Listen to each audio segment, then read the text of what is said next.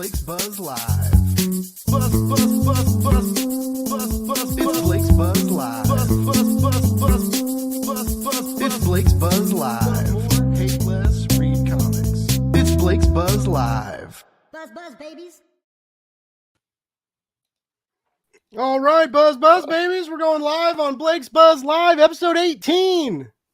This shit's good. Feels like I started this yesterday. We're 18 episodes in, and the talent just keeps escalating, as we can see here tonight. I'm joined by Will Allred, Charlie Stickney, and David Byrne. All of these gentlemen have some cool Kickstarter campaigns going live right now that we're gonna talk about tonight. Charlie and David just got back from SDCC. I heard that was a time.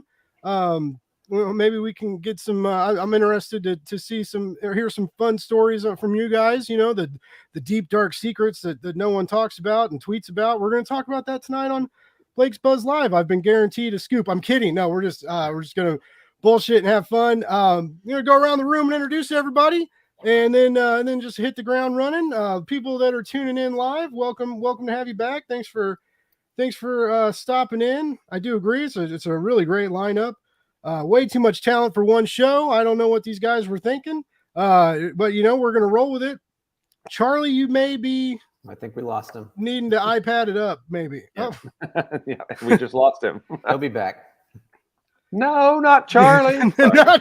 not Charlie Stickney. The show's over. Sorry. Yeah. We got to go, Will. Yeah. I'm out. We were really needing that tonight. Oh man. Oh, well, anyway, no. Hopefully he should be coming back. It's that custom white ash background, man. It's too taxing on the computer. It's too sexy. It's a computer overload to have that greatness behind you. It's the pressure is real. Anyways, I guess while we wait for Charlie to return, we'll just start the introductions. Way too much talent. Will, let's start with you. You guys missed it in the green room. Just a reminder, Will is a doctor. He's got a PhD. So everybody who addresses him in the chat, please make sure you call him Dr. Allred out of respect. Okay, we're not trying to offend our guests tonight. He's got a really awesome Friday night live stream, Explain Yourselves, that he does with Kevin Joseph. They do that every Friday to promote Kickstarters. I stole their idea. This is how Blake's Buzz Live happened. So I do mine on Wednesdays. They do theirs on Fridays. It's totally different. Well, I'm sure it's much more organized. I know it's much more organized than me. You guys are way more organized than I am. I don't have like the fancy emails that go out with like the. Anyways, no, they're awesome show that you guys should tune in on Fridays. It's definitely worth a watch. It's a good time and a great way to spend money. And anyways, I guess I just introduced you for yourself, but Will, how you doing? Thank you. Man? Yeah, thanks. We've got crossover division 1 through 4 going on right now, which is lots of fun. And I think we've got 48 hours left. Yeah, I think you're at your 48-hour mark. I think you're about done with the chaos for a short time till the next campaign starts. Well, till fulfillment starts, and then but it's such a marathon. I don't know. I can't speak for Charlie or David, but days 1 and 2 are awesome, but then the slog starts. You get 1 or 2, and I'm like, yes, somebody still loves me, and you don't. Then you get a cancellation, and you go curl up into the fetal position. What did I do? I'm so sorry. Please come back. This part though is where you usually get like a nice little escalation too, right? Because the reminders go out, and it's like, Kickstarter's like, hey, dipshits, you got 48 hours. You want this or not? And then you have to like check your bank account, and you're like, all right, can I do this? And then you move $20 from your savings into your main checking account, and you're like, I can do this. We'll be fine. Totally do this. Yeah, it'll work. It'll totally be fine. Yeah. And then your fucking dog eats your goddamn credit card, and you think you update it on all your pledges, but you fucking back too much stuff on Kickstarter, and then so like all your good friends like that and have been on the show and stuff like. Your credit card gets declined on all their campaigns, but you fixed it right away at least. Anyways, I think we're kind of blending into my own world here, but yeah, it seemed oddly specific.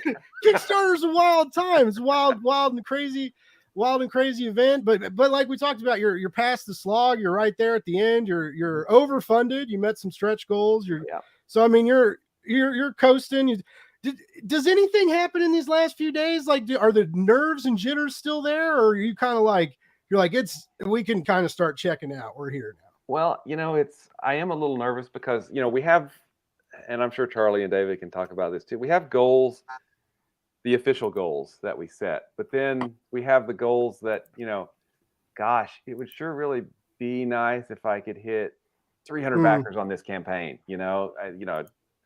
Any backer's great. And, I don't want to put down the number, however we finish up, but I'm like, it feels like 300 is one of those numbers that, hey, this thing, that's a lot of people, and this thing could be, sustaining, and it could be good. So I'm a little nervous because I've run the numbers and I've, checked things. I'm like, it's still within reach. Maybe we can do it, so I'm nervous about that. And I don't want to forget anything, everything that I learned about Kickstarter, I learned from, David and Charlie and Tyler James and Kevin Joseph and all those guys. So I always like, well, what am I forgetting to do? If I did half the things that all these guys did, I would be much more successful than I am, because I probably only do about a quarter of what I should be doing. Well, yeah, I mean, all of you, I think, know a lot about Kickstarters. I mean, like, Will, this isn't your first series campaign, or you've had another comic campaign as well. You're in your fourth for crossover. You've got a lot of stuff planned, and not to mention that you work with Kickstarter people almost every week, promoting campaigns and talking about interviews and, like, being part of the community and stuff. So, like I mean, I would go to you for advice. I mean, maybe that's wrong. I would send you to somebody smarter. Yeah. like when someone calls one of our home inspection companies and wants us to do something real weird, and we're like, oh, that's not really our specialty, bud. Like, let me get you a phone number for someone else to call, so I don't have to deal with your bullshit. No. And it's I've said this multiple times. My first Kickstarter was a failure on so many levels because I did not know what I didn't know. Mm-hmm. And then about that time, I did find, Comics Launch with Tyler James. I'm like, okay, cool. He can maybe, if maybe I can be taught. And he did teach me. And there's so much in there that makes it so less overwhelming, as you're trying to do it. And, Kickstarter's not easy, but it can be made not as hard by, by being a part of the community and, listen to the free podcast even, there's lots of good things that you can pick up there. Mm-hmm. But, being part of the community and just being out there is really great. Comics by themselves are so freaking hard to make. And then you have to do the Kickstarters on top of them. So any help is good help. Well, no, I'm glad you guys are fighting the good fight, because all of you guys have really awesome books. Speaking of other awesome books, speaking of like, Kickstarter experience, kind of like, Kickstarter OGs, if you will. Charlie Stickney is here tonight with Glarian. Glarian's live on Kickstarter right now, also doing well. Charlie's famous for the he's a killer, killing it at Scout, and he's got White Ash, which is just like comic book gold that he, or like he struck oil in his backyard basically, and it's so good. I don't know anybody that doesn't love it. Like either you haven't heard of White Ash and you're like, what's that, or you're fucking obsessed with it. There's no in between. There's no one that's just like, I pick it up sometimes. It's either like, what is this? I should check it out, I guess, or like, this is life. This is blood. This is like, I want to be a fucking elf, man. Like I don't have the body to be an elf, but I can dream. Charlie, how you doing tonight? How you been? I'm good. I mean, like, having my Kickstarter design is like a high-end designer street drug. I mean, like that people either don't know about or they're addicted to is the kind of thing that I kind of live for. I appreciate that. So many people help me push that street drug. I think Will, like, if I tweet something and Will hasn't liked it or retweeted it, I'm worried that something's happened to him. That's right. Like he is there for you in the Kickstarter community. I think the thing that he hit on that's very true is if you're part of the community will support you. And I've been very fortunate that I've had support from a lot of people in the Kickstarter community, and I always try to pay it forward, pay it back, wherever I need to pay it, because people are paying for the things that I'm doing. And so I really appreciate that. And I love being part of that ecosystem. We'll get into San Diego later, but that was like one of the high points at San Diego was meeting Kickstarter backers who had found the book in the last 3 years while, the pandemic was happening, and we returned to San Diego. And my goodness, it was wonderful just to see that it was a real brand that people knew there now. That's awesome. So yeah, Kickstarter is a great place for a creator to grow a brand, a creator to connect with other people. But it really is, you get out of it what you put into it, like so many other things. And it's something that amplifies. You don't go there just to get something. You go there to amplify what you have. So the more you have, the more it's going to get amplified. And how and then if you turn that audience to other people, you'll amplify them, and it just bounces back. It's a cyclical thing where you can keep growing your brand and other people's as well. That's awesome. So do you think the people that showed up at SDCC, like that are fans of White Ash and Galarian and all that, all in the same universe? Galarian is a spinoff from one of the from a historical character from the main White Ash comic, one of the characters' mothers. And so do you are a lot of Kickstarter people going to Comic-Con too, or was it at the Scout booth, like people that found it, we can get like the volume 1 from Scout right now and stuff, or was it a nice mixture of the two? I would say it was actually the majority of the people I saw were Kickstarter people. Cool. Really great. I also had my own booth at San Diego. So nice. There was the Scout booth, which was this big glowing structure that was a 20 by 20, I believe. And I have a table in small press that was just the White Ash table. Nice. And I had Connor Hughes there, and I had Nick Byers, who also did some of the art on the latest issue of White Ash. So it was really nice to have the two of them there at the booth. I had Liana Kangas in for a couple of hours signing the convention exclusive that we have, which is also available on Kickstarter right now. So it was really nice to have kind of like an event table just dedicated to White Ash, and to see the people who came. And there were a lot of people, like there were some people who came up and like, hey, this is our annual convention stuff, because we had been there in 2018, 2019, and they discovered us in 2018, came back, because like there are people who just buy at conventions, right? Okay. And they've been waiting for 3 years. And so they had been waiting for 3 years, and like they were like, oh my God, all this has been done since then. So they weren't Kickstarter buyers, they weren't Scout buyers, they were San Diego Comic-Con buyers, and they were thrilled to see that they could get all this new material. Speaking of, Mix in the chat saying grown women cried at the beauty of it. That is actually well, it's somewhat true. There was this was kind of an incredible moment, and I think this is the moments that we all want as creators, where I was, Connor was standing in front of the table, which is always good when you're blocking the table from traffic coming up. And I saw someone approaching from behind, and it was this woman who was probably in her late 50s, early 60s. And, I didn't know, I didn't think she was someone coming to the White Ash booth. Maybe I thought she was asking for directions. But, just in case, I told Connor to move aside. I was like, give him a little, just to move over. And she noticed, and she's like, oh, no, it's okay. He doesn't have to move. And I said, it's okay. No, it's fine. He's just the artist. And then she did this.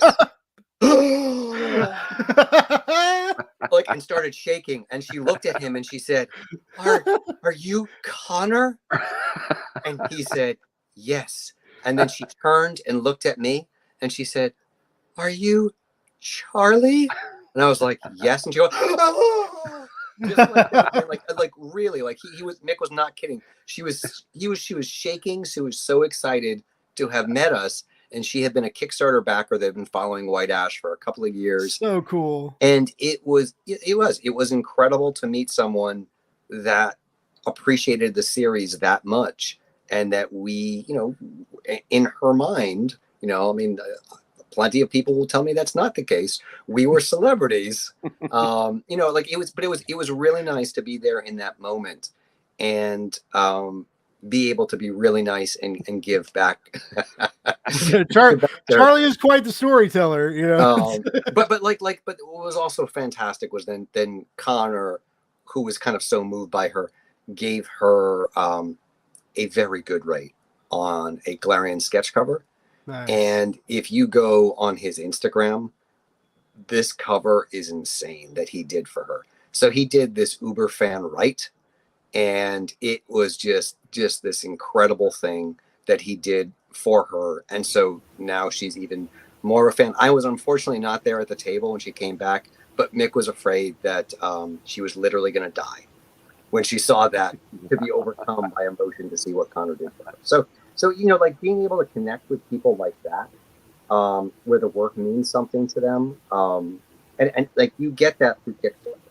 And that's what I love about it. And I've seen that a little bit at signings and comic book shops, but never to the level that I've seen when someone comes up who's a Kickstarter backer.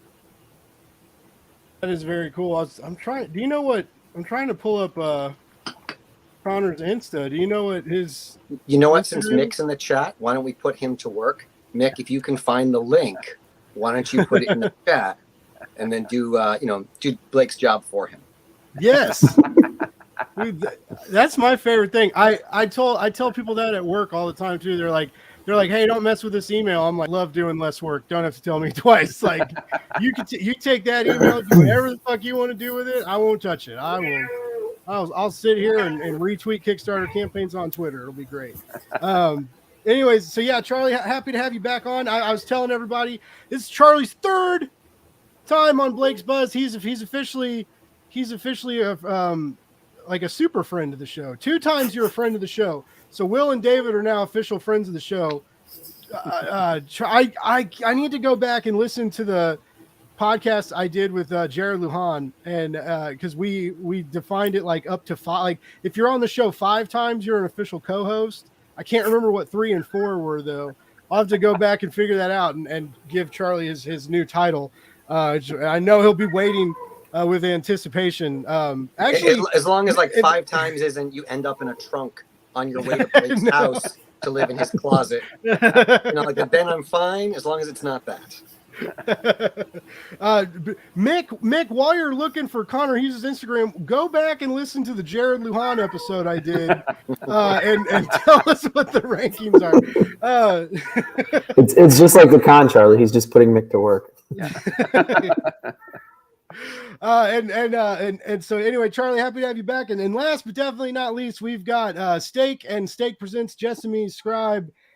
David Byrne is in the house. David Byrne has issue 3 of Steak Presents Jessamine on the Kickstarters right now, and it just looks, man, it looks good. And the comic is so freaking beautiful. We'll talk about that when we dive officially into it, but I'm just a real big fan of the Steak universe, and like you all are doing, and I'm stoked to talk to. You're all like all 3 of you are magnificent world builders, and David has this in Steak a very modern vampire world with like media streaming and all this craziness, and that plays like a big part of the narrative. And then with the cool thing with Jessamine is we have gone a couple hundred years back in time. And it's this totally different era, and these real, already, terrible things happened on plantations. And we get taken to a plantation that is full of the undead and absolutely terrifying. There's a part in issue 2. Anyway, I forgot. This is the introduction part. We're not talking about the comics yet. I get excited, ladies and gentlemen. I'm sorry, I get excited. Shawnee says, hey to the crew. Thanks for tuning in, Shawnee. But yeah, so Jessamine's live. Jessamine's doing well. And David, how you doing, man? How's life? There's a quick shout out to Shawnee, who is also at SDCC, and I think she also got a Connor Hughes sketch cover where he killed it extra for her as well. Nice. So that's even a better reason to go to SDCC. Just like all the cool people you get to meet and the amazing art you can get. Sorry, David, real quick. We were talking about this earlier. I just want to pull it up. This is that. That Goodness that might be gracious. Shawnee's. So like, Oh, but this one's Shawnee's? This is the kind of Wow. level that Connor was doing for the fans at the That's show. insane. That is so like it's not even. It's like it's grayscale. It's not even black and white. Even like the. Yeah. Oh man. So if Shawnee, if that was yours, you know, it's a beautiful, beautiful cover. That's so crazy. That's like a real. That's like buying a real cover. Like that could have been a real cover that was on one of the magazines that you could like buy the original art of, like before it's. Oh, wow. Anyways, follow that up, David. No. No, if there's one person that knows about great art, it's David. He's his comics have really like he has an eye for artists to do great variants for his Kickstarters. They're just impeccable. Yeah, and I'm lucky enough to have Francesca on the interiors, so I don't have to Oh my god, worry about that and have to. I know Charlie tries to not overwhelm Connor with extra pages, having Romina do Galarian. So Francesca does both. So she does the spinoff and the main series, and she's already been talking to me, and she's like, "I want to draw Angel again. Can we get back to Steak?" I was like, "You got to finish this issue, and then we can go back." You got to finish the historical one. But and this is 3 for 3, right? Or is it 4? Is it going to be 4? No, it's just 3. So this is 3. Okay. Yeah, I mean, it ends up being 75 pages, and then when we do a trade, I'll probably like make a stretch goal for some extra material, extra pages. So Nice. Does Francesca call it just 3? she just like went, what's next? That's usually how she goes. So I do have to say, I've never seen Charlie in glasses, and I think he did it just so I would be the only one without glasses. So here's the deal. These are my CVS store reader glasses that I picked, that my wife said, bring down to San Diego in case you need to read something close up. And I've never had them on a stream or anything before. But when I had to switch over to look at the iPad, there was no way I was going to have the iPad this close to my face for like 3 hours or 2 hours or an hour. I wouldn't be able to see you guys. So I was like, I gotta. I thought maybe you just like He know. He's like, man, Blake's shows take fucking forever. I can't hold an iPad like this the whole time. I can't pretend. If you guys really want a nice, good, hard body shot to your ego, start wearing bifocals. Awesome. It sucks. I remember when my dad first got those, he was having all sorts of issues with them. And then he would get aggravated and wouldn't wear them. And then if you don't wear them, you're never going to get used to them, So like, and then he would like drive and I'd be like, oh my God, wear your fucking glasses, please. I guess, but David, do I pull it off? Do they look okay? They look good. very sophisticated. I was going to say, like, because I'm seeing them on the screen. I'm like, that's not terrible for store-bought CVS glasses. No, you actually look smart. Oh, wow. For the first time. It's nice. Oh, you got that. That's what I was saying. Who is this man? It's like Clark Kent. You put the glasses on, you're just a whole new person. It's crazy.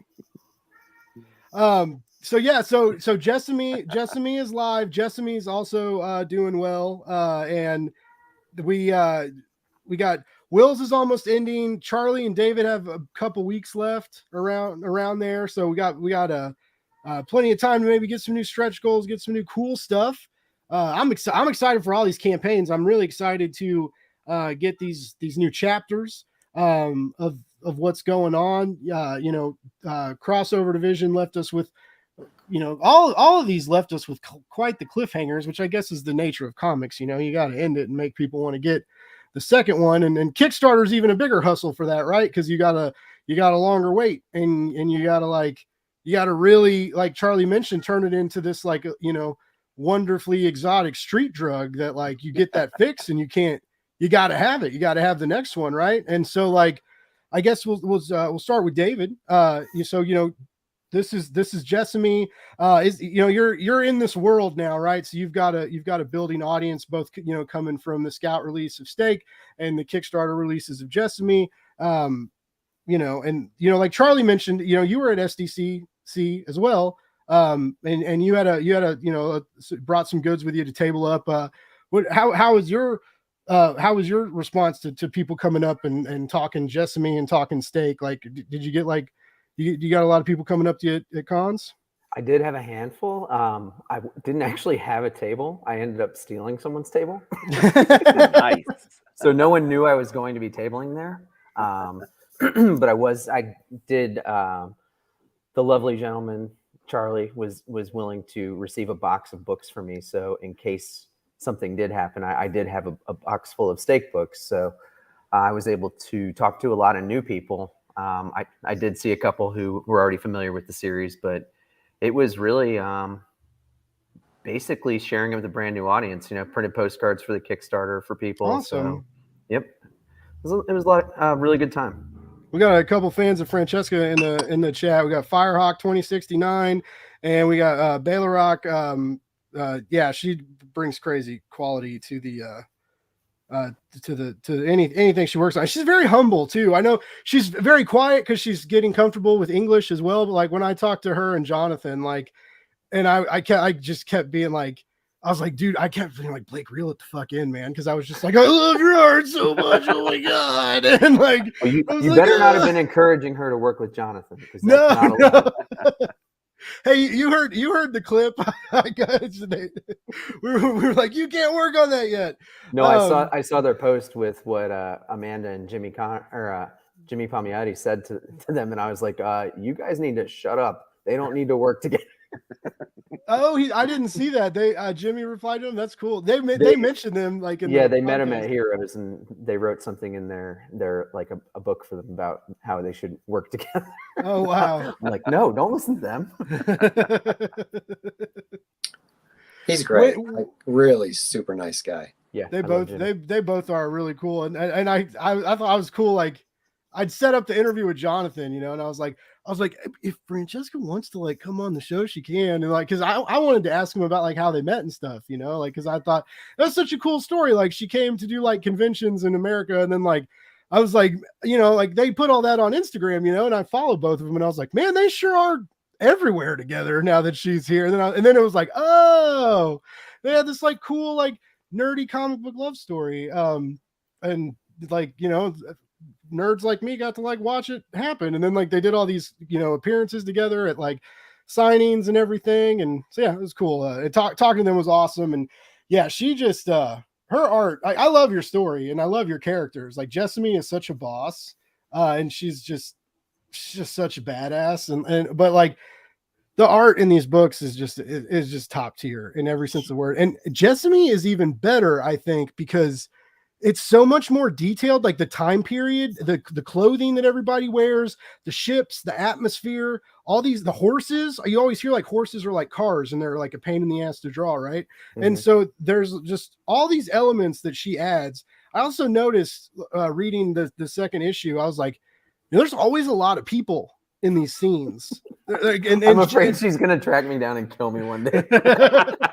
There's like, and they're all like fully rendered. Like you'll be in like walking through a part of town or something, and it's just like man, there's 7, 8, there's 9 people in this panel, and they're all like fully detailed. Now you guys really know why the second issue took so long. Because I added 750,000 people. Isn't that usually the case? It's always the writer's fault. That's what I take the blame for everything.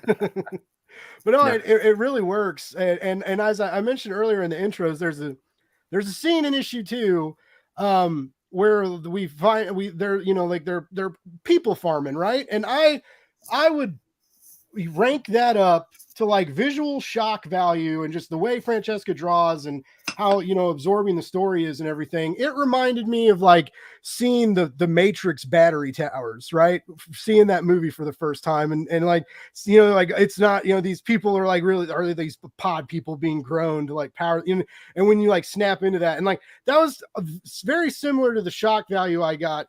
They almost look like they're on these like crosses being crucified. It's a very intense splash page, and like I've been wanting to ask you since I read it, like how tight was your script on that? Or like were you like this is really what I want it to look like, and we're positioned here, and we even see they're very similar to the crucifixion, right? There's the 3 we get 3 people in the panel, and so like was this like a blend of you and the artist, or was like were you kind of strict on this? Because there were a lot of really intense details that came from somewhere, I feel like. So I'm like overly detailed in my scripts, but also give freedom.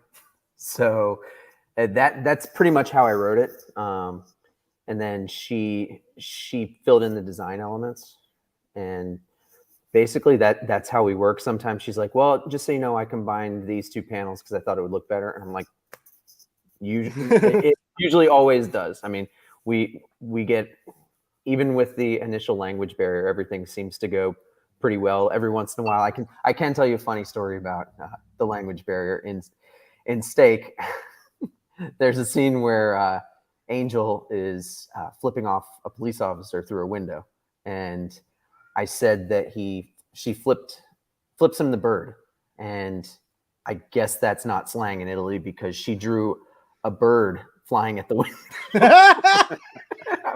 But it was only a sketch, so I was like, what? I'm like, I'm sorry, what is happening here? And she's like, it's a bird. I was like, oh yeah, yeah, that's supposed to be middle finger. And she's like, okay.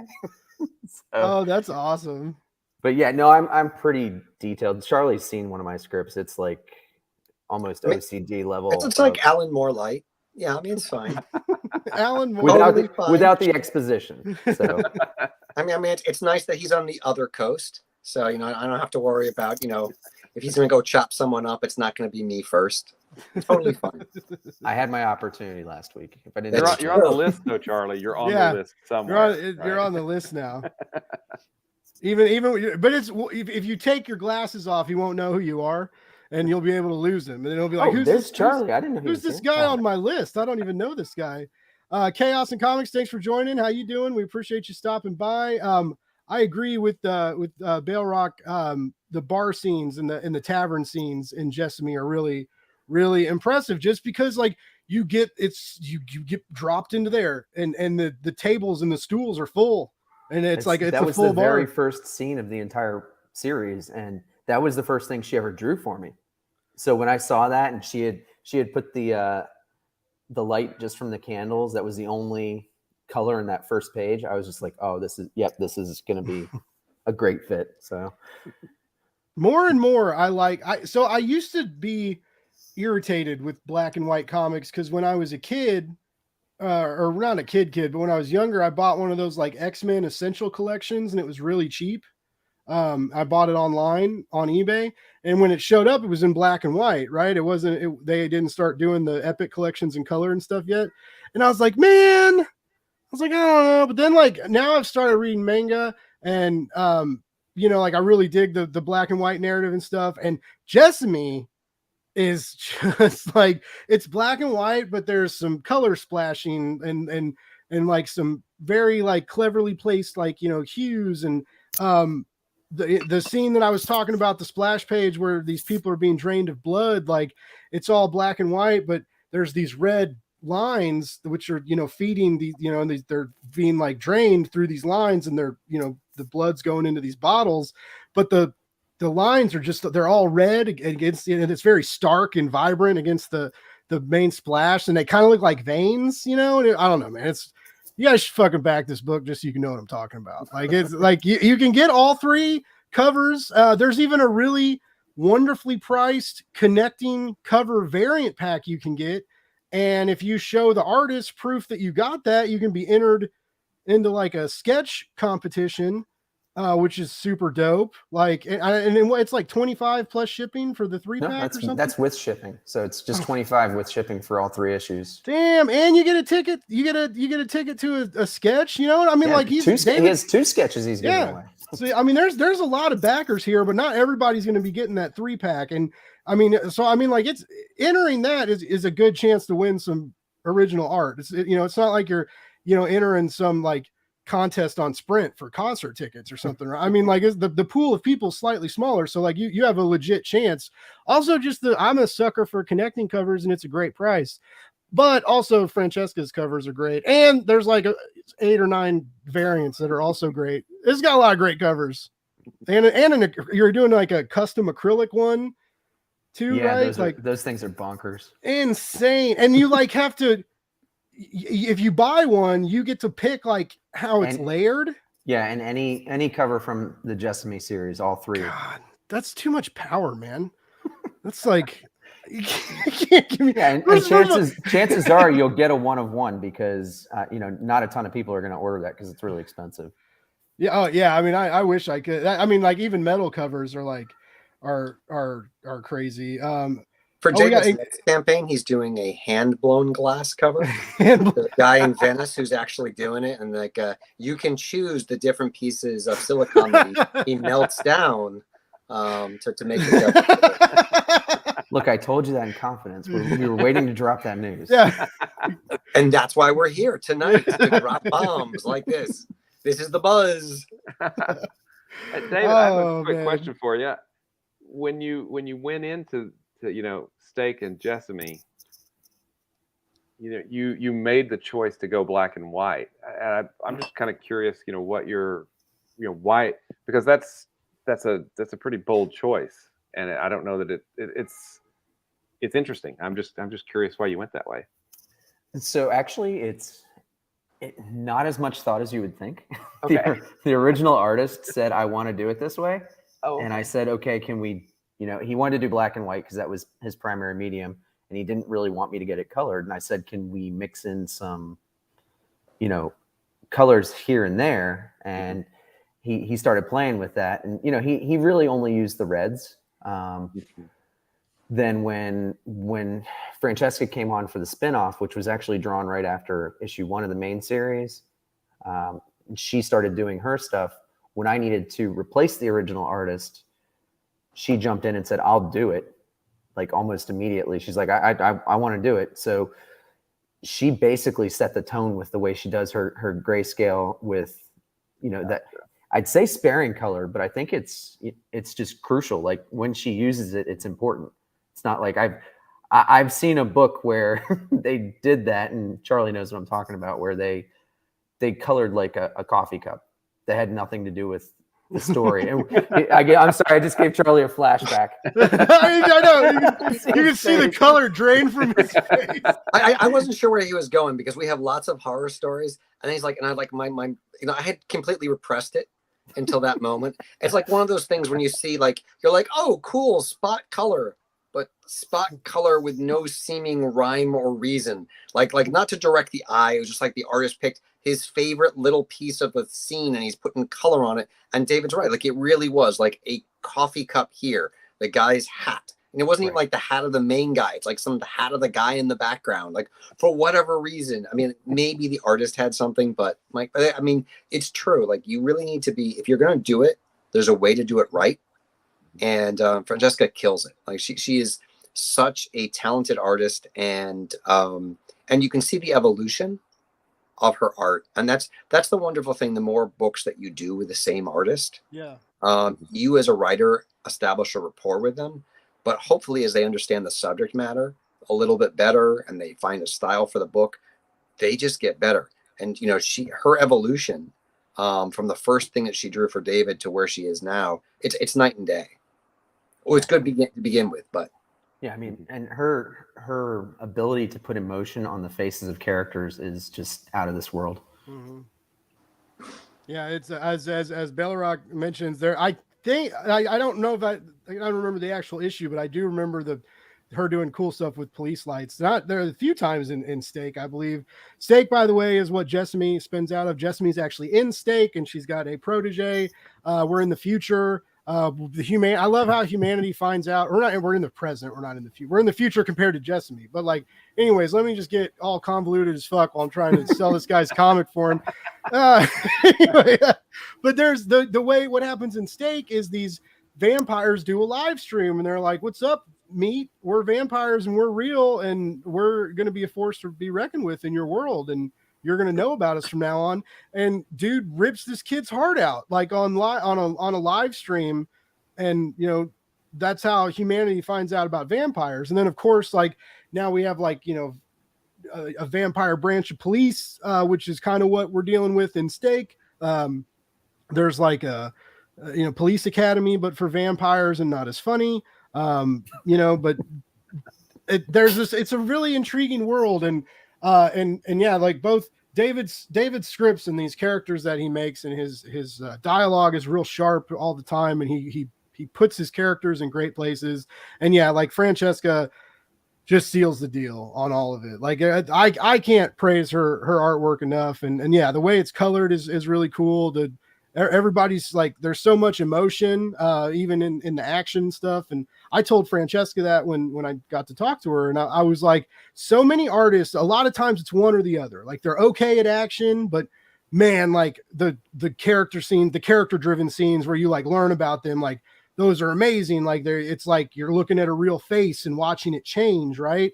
And then, or it's like, sometimes they suffer a little bit with the big emotional scenes, but like the action always looks great. And I think it's rare and wonderful when an artist can handle them both equally and equally well.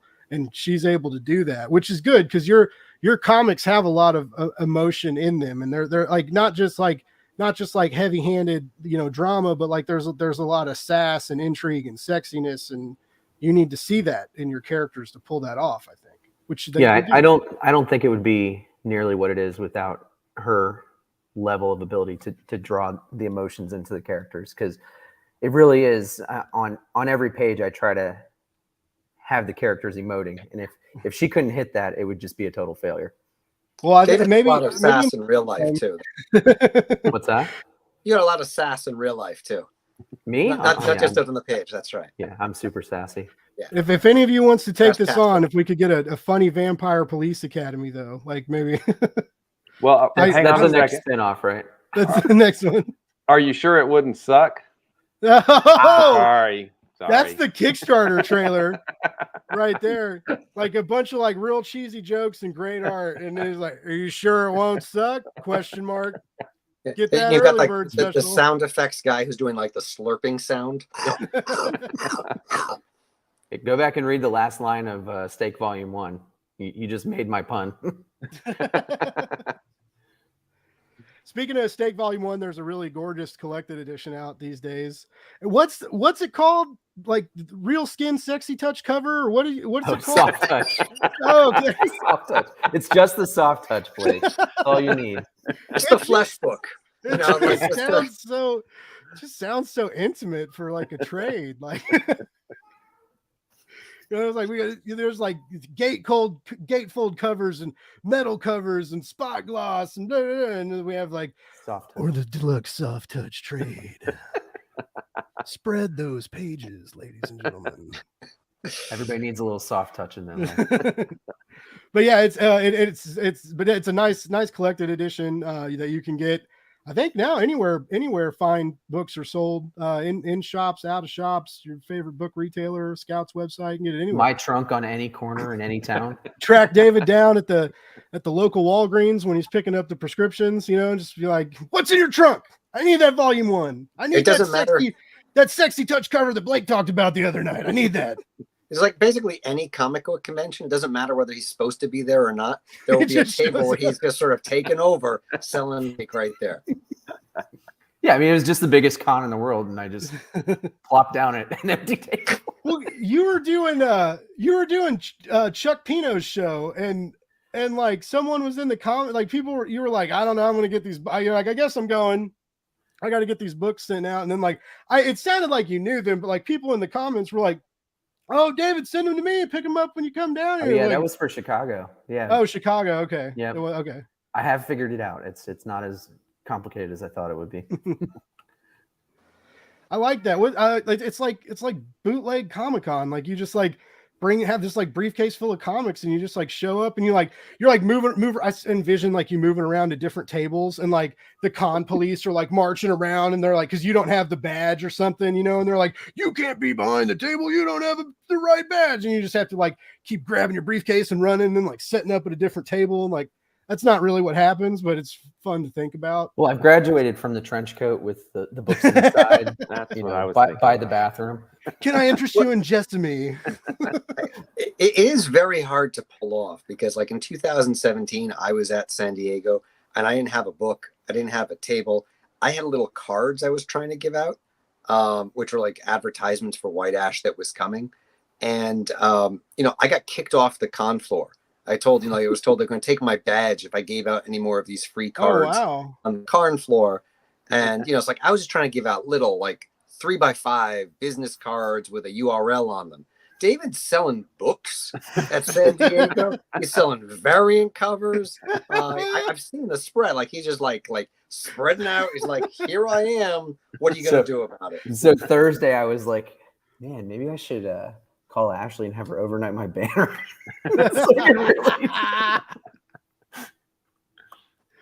What would that even like overnight your banner? That doesn't sound cheap. I'm gonna pull up the campaign page before I forget, so that we can all see it. Here, the link is at below.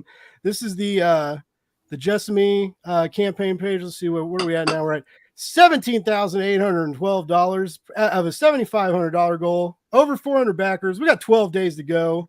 What's your top number like backer wise? Like 495, which I think we should be able to get. I wanted to get over 500 this time, and I think we'll probably get there.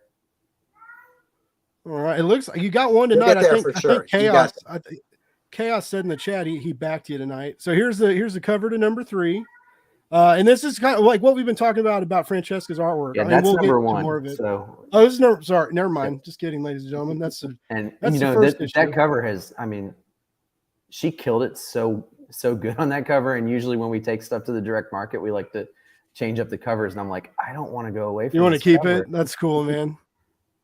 I would keep it too. All right, here's number 2. Yep. We got the evil vampire plantation family that we get to know that they're outcasts already. Like they were excommunicado, right? Like yes, they were kicked out like John Wick was at the end of, when was it? John Wick 12? Was that the last movie? I don't remember. Keep making them. I love them. Not trying to be an asshole. But there's a lot of them. I feel like. Here's the issue 3 cover. We got, and Jessamy's in black. We're used to seeing her in the kind of white corset top, and this is a new look for Jessamy. I love. Francesca was excited to draw her in black this time. Yeah, I remember you were telling Chuck that, and then you were talking about the bats and how the bats look really cool, but you were like, "There's no bats anywhere in Jessamy. There's like, I don't know where the bats came from, but they're not in the comic." All right, and then these are these cool artifact editions, archival editions, yep. That he prints on like faux parchment. That also just sounds really cool. I mean, this guy, he just gets these really crazy ideas. He's got a lot of great artists working with him to like help design the book too, but he gets a lot of really cool ideas for the stuff he does. And I'm glad he gets that freedom in Kickstarter to get wild, to do a really expensive acrylic cover if someone wants to pay for it, just to kind of like, push the boundaries and see what there is to do. You got to switch it up. You got to keep, you got to keep it real, keep it fresh. David, how do you do that and make it look so damn easy? Like where do you learn about, like, how do you like scout for like these new artists and these new ways to make variant covers and all this? Like, what dark corners of the internet do you patrol to get these crazy ideas? I usually just go down to like bus depots and see who's getting off in town. Ask them if they can draw. No, usually Charlie and I both do it where we send artists back and forth that we stock on Instagram. Okay. You just like half our DMs are just basically, have you seen this artist? Have you seen this one? Yeah, and then a lot of times I'll go with like the cover on there right now. That's Don Aguilo, who he did a book for Scout. I became friends with him. In the meantime, he started doing covers for Spawn. So it's like getting him on a book, and he's got Spawn covers coming out, and Karen that you've got on the screen right now. Like I watched her work for 3 years as it just kept improving and improving, and I finally asked her to do a cover. And then the next thing you know, she's got books coming out from Marvel. It's wow. And we all know Fellhound is a wonderful voice in the indie community, creator of Commander Rao, yep. And wonderful Commander Rao cooking videos. And also just, she's on everybody's Kickstarter like now, like everybody's got a Fell variant, which is awesome. But yeah, this is a great cover too.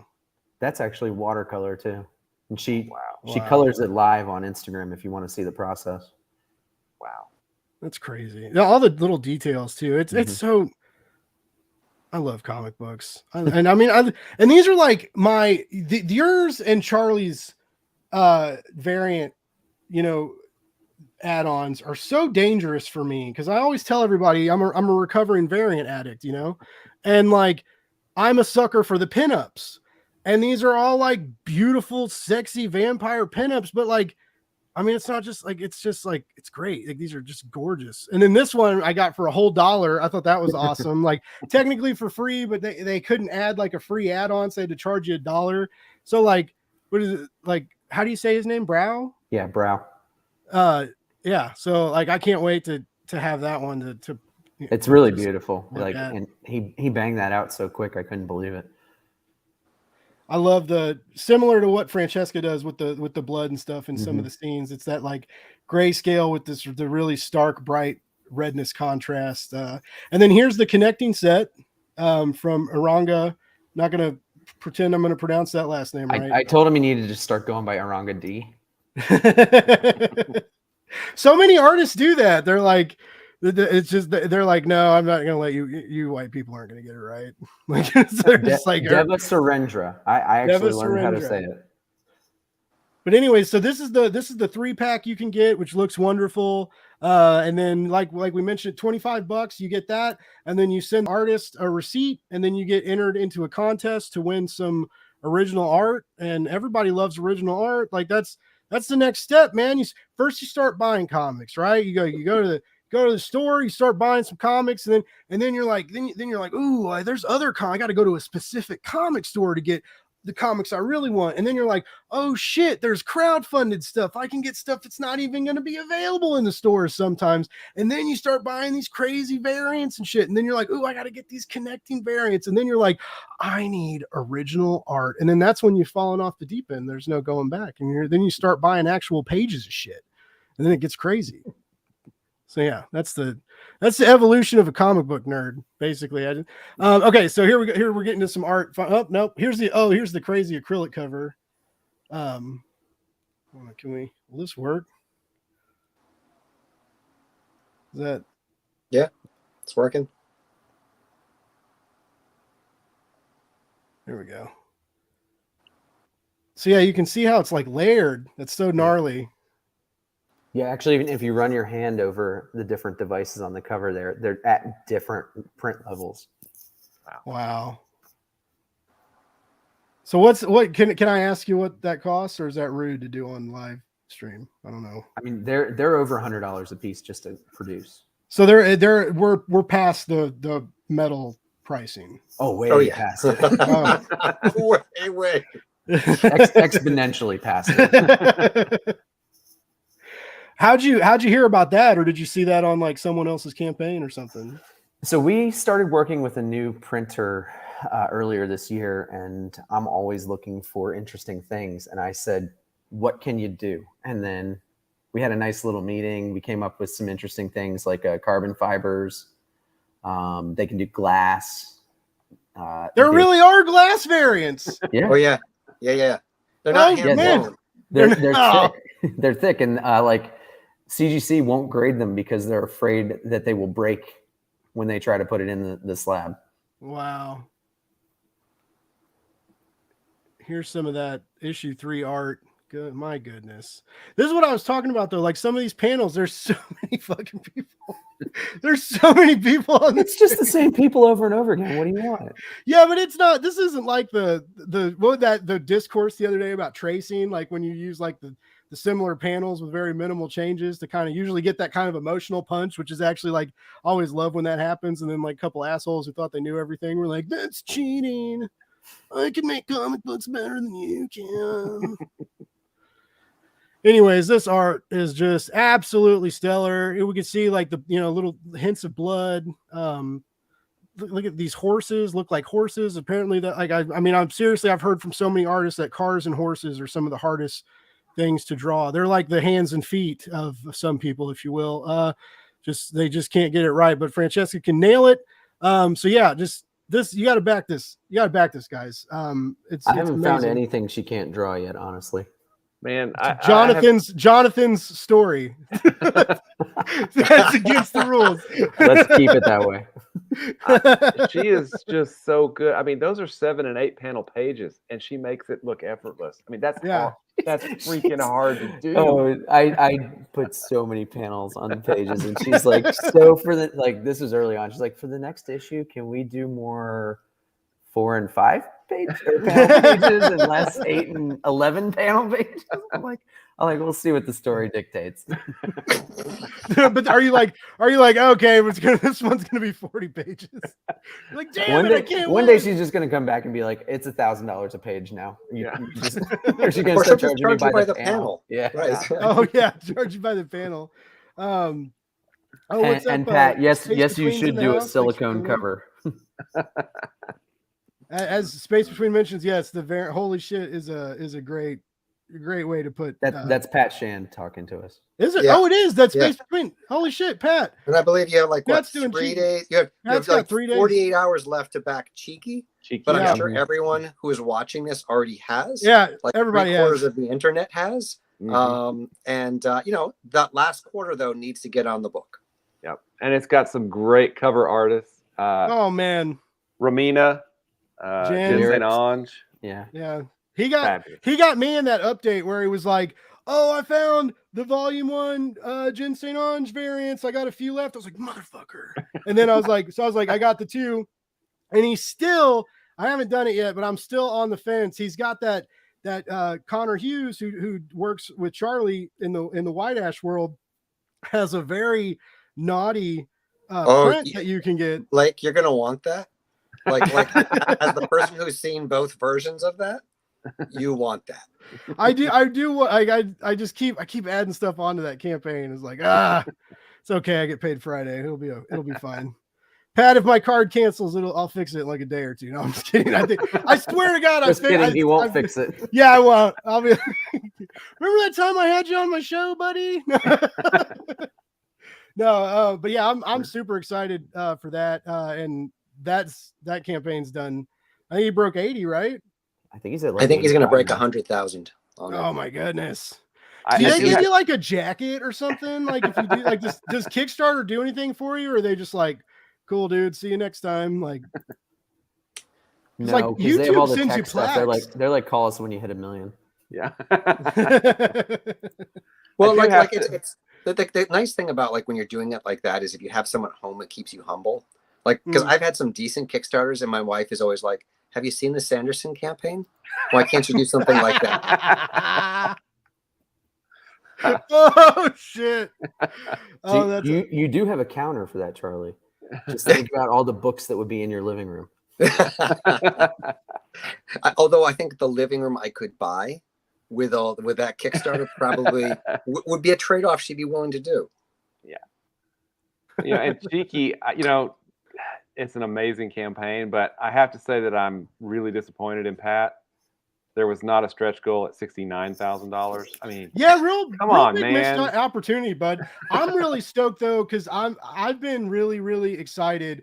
Him and Chris Moses announced on, I think, Explain Yourself forever ago, Will, when you and Kevin had me on that one time. They announced their card game campaign. oh And yeah, so like I've been real excited. And so like I just ordered volume 1. So Pat sent me like the PDFs of his Destiny New York universe, but like, I like to have things for the shelf, and so I ordered from his Etsy shop because he did an SDCC special card. And I ordered Destiny New York Volume 1 because he would give you the card for free if you just bought something from the shop. And he's got this naughty set now for Cheeky that everybody's, I think, supposed to get now afterwards. So like, Connor's doing a card for that, I think. yes, he is. Yeah. He is. So yeah, I don't know why, man. I don't even have friends to play this card game with, but like, I'm just like, I gotta get these fucking cards, man. I gotta get them all. And I'm like DMing Pat. I'm like, all right, man. So like, if I'll buy the book, right? And then like, I'll have you on the show, and then like, we'll do this, and this, and then like, you just like give me all the cards. And he's like, yeah, dude, fucking calm down. I'll get you the goddamn cards, man. Chill out. He's gonna block me. It was really nice though. Like that was one of the best things about San Diego was seeing people I hadn't seen in 3 years. Yeah, I bet. And so like, being able to hang out at least a little bit with Pat was really nice. David and I hadn't seen each other for 3 years. we still didn't see each other that much at the show. We saw each other in the morning for breakfast, and then we kind of went off to have our own like different conventions. He was like doing his bootleg, out of the truck convention, and I was, working my booth, but more like working the floor. Like I was like, I don't even think I spent half the time of the show at my booth. I had like a spreadsheet with all these different signings and panels that I was on. That was going back and forth, and it was really great because I had Connor and Mick to sort of mend the booth and make sure that that ran smoothly, and we actually made money at the show, so that was nice too. At first I thought Mick was. I was thinking Confuzz was like Con Crud or like COVID now, and I was like, wait, and then I realized he was talking about like the event security, like having to run around. No, that's awesome. I'm glad everybody got to go, and I hope you guys feeling okay? Because I have been seeing there's been some people posting pics of their. I don't know why. How did that become the thing now, right? Whereas like when you get COVID, you upload a picture of your at-home test. Like that's like it's the new like taking pictures of your food. It's taking pictures of your at-home COVID test. Like what have we come to as a society? It's just nothing. This is entertainment. Well, I'm actually in quarantine right now, just to make really? sure my family is safe. Gotcha. That said, like if almost all the pictures of me you see on the internet, I'm wearing a mask. Yeah. Which was great. But one dinner that was indoors, the guy sitting next to me was coughing through dinner. Now has tested positive for COVID Saturday night. So we'll see. We will see. I just found out the guy I spent the entire weekend with got COVID too. So that's great. Oh man. Well, I hope you guys stay healthy. I mean, supposedly, it still sucks, but like now that like as long as like everybody's vaxxed and stuff, and like, I don't, like smoking cigarettes and stuff, like I don't have to worry about that anymore. But like, it's supposedly like it's like a gnarly flu for a few days, it seems now. So it's not that like may have to go to the hospital kind of deal anymore, which is good. But Pat says it's because if you don't post about COVID every 2 days, they'll catch it. So I really hope you guys keep the trend alive. And if you do any at-home tests, please post the results to social media so that we can all follow you. Will retweet it. Definitely. He'll let everybody know. On that note, Will, you're here too to talk about a book that's wrapping up right now. Crossover Division issue 4 is about to get settled up and sent off to, first you're going to end it, and then but you do your stuff pretty quick. You're a fast Kickstarter guy. I wish. I wish. I really want, as soon as soon as the campaign's over, I want to fulfill as fast as possible. I mean, my goal is this far away magical place that I've tried to get to is like to do 4 Kickstarters a year. I've done 2 in 1 year. Well, so you'll definitely get. Well, you can get. I imagine you'll get 3 this year at least. Well, number 3 we ended in December of last year. So this. Or I meant 3 campaigns, right? So you've done 2, and then you'll definitely have enough time to do issue 5, I would think. Well, Kevin and I are doing a crossover. Kevin Joseph of Tart and I are doing a crossover with Crossover Division and Tart, which we had a ton of fun writing, and we've kind of got it tentatively planned for like the end of the year. Oh, is it? I didn't realize it was going to be that soon. That's exciting. Yep, we've got it. I can't spoil it. Kevin and I have got to figure out when we're going to announce it, but we've got an awesome artist on it, and it's going to be a lot of fun. But hey, Will, you just announced it. I didn't announce the artist. We've already talked about it a lot. They remind people. They remind people like they're tweeting about COVID tests, about the crossover. Like they'll just always throw it. They'll be like, and this like Kevin was like, we're doing the hardcover for Tart, and like, oh, Will and I have a crossover. That's not in this campaign, but like soon it'll happen. Well, it was like, hey, Mom, happy birthday. Kevin and I are doing this crossover between Tart and. If she's anything like my mom, she'd be super fucking stoked to hear that. she would be. Well, that's good. That's good. My mom's like, comics are dumb. Do you make any money for your podcast? I'm like, well, I made $2 for the month. The answer is yes. The answer Yes. is yes. Like technically Blake's Buzz is making money. I spend more than that to keep it running, but you know, like we're in the red severely. It's crimson by this point. It's bright red Francesca colored blood on the color on the cover of fucking Steak, basically. But there are numbers. there's numbers to talk about. But no, that's cool. I love both your guys' comics. So I've been super stoked for that. But also just recently in the last few months, because I was late to back crossover division. So like I just found out about it, more recently, and it was so good. And as like an English nerd myself, and I told you this before, like it's very cool how, we're kind of past that point now of people saying comic books aren't literature. There's still some people with sticks up their ass that want to pretend that that's the case, but it's most of us know now it's comic books are literature. They're studied, it's a great insight into numerous cultures depending on where the comics come from. So there's that they're very much like involved in the world around us, and literature, and that's what literature and art is, right? It's a reflection of the world around us portrayed in variable ways. And so you are writing this comic book that both shines a light on the literature giants of old, while also celebrating the medium in the now, with these crazy shenanigans where people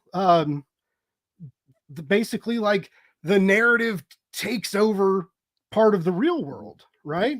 Yep. That's fucking nuts. Like, just like thinking about like how you pitch that, like if you're trying to like pitch that to other publishers, because you have to keep your pitches so like, tight and condensed, and you don't have a lot of room. Kevin always, you guys always have people do it on your show, like the 30-second con pitch, and that's a lot for like to just throw at somebody.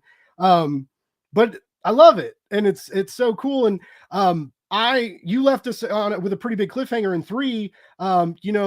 There's these other agents of the crossover division. Are they good guys? Are they bad guys? You've built the mystery. Like some of these incursions are happening on purpose, and there's kind of these like these narrative terrorists. I don't know, that's what I'm calling them. That sounds pretty fucking cool. Totally using that, man. Narrative. I'm writing that down. That's awesome. But so there a lot happens in issue 3, and so like I feel like issue 4 is going to be pretty big and bombastic. Like, am I right? Like, does some shit go down in issue 4? There does, and I hope it really plays well, because we finally reveal what you've probably guessed it if you've looked at the covers for number 4, but we reveal what the actual crossover work is, because they screwed it up in issue 3. They got it wrong, and when you get it wrong, there's kind of a penalty there, and they're kind of living through that. But they figure out what it is, and they have to stop it. And there's a really cool scene toward the end where someone has almost died. Mm-hmm. And one of the characters is just, I try to have this character react almost like, like it's almost too much. What the fuck has happened here? What's going on? And that was kind of really the core of kind of the end of the book. But it is a lot of fun, because I really I owe so much of where crossover division comes from, probably from Planetary, by Ellis and Cassidy. And it's really about trying to take a look at some of these works and then fit in the themes that are in the works in the comic as well. But also shine a light on maybe some of the good things about the work, some of the bad things about the work, all while we're having this kind of fun adventure and potentially deadly adventure with Hank and Hector. How do you decide what books to use for these issues? Like, well, there's one secret thing that I can't tell you about how a certain sequence of... It's always how it is interviewing you guys. You guys are always like, "Oh, there's this thing, but I can't talk about it yet.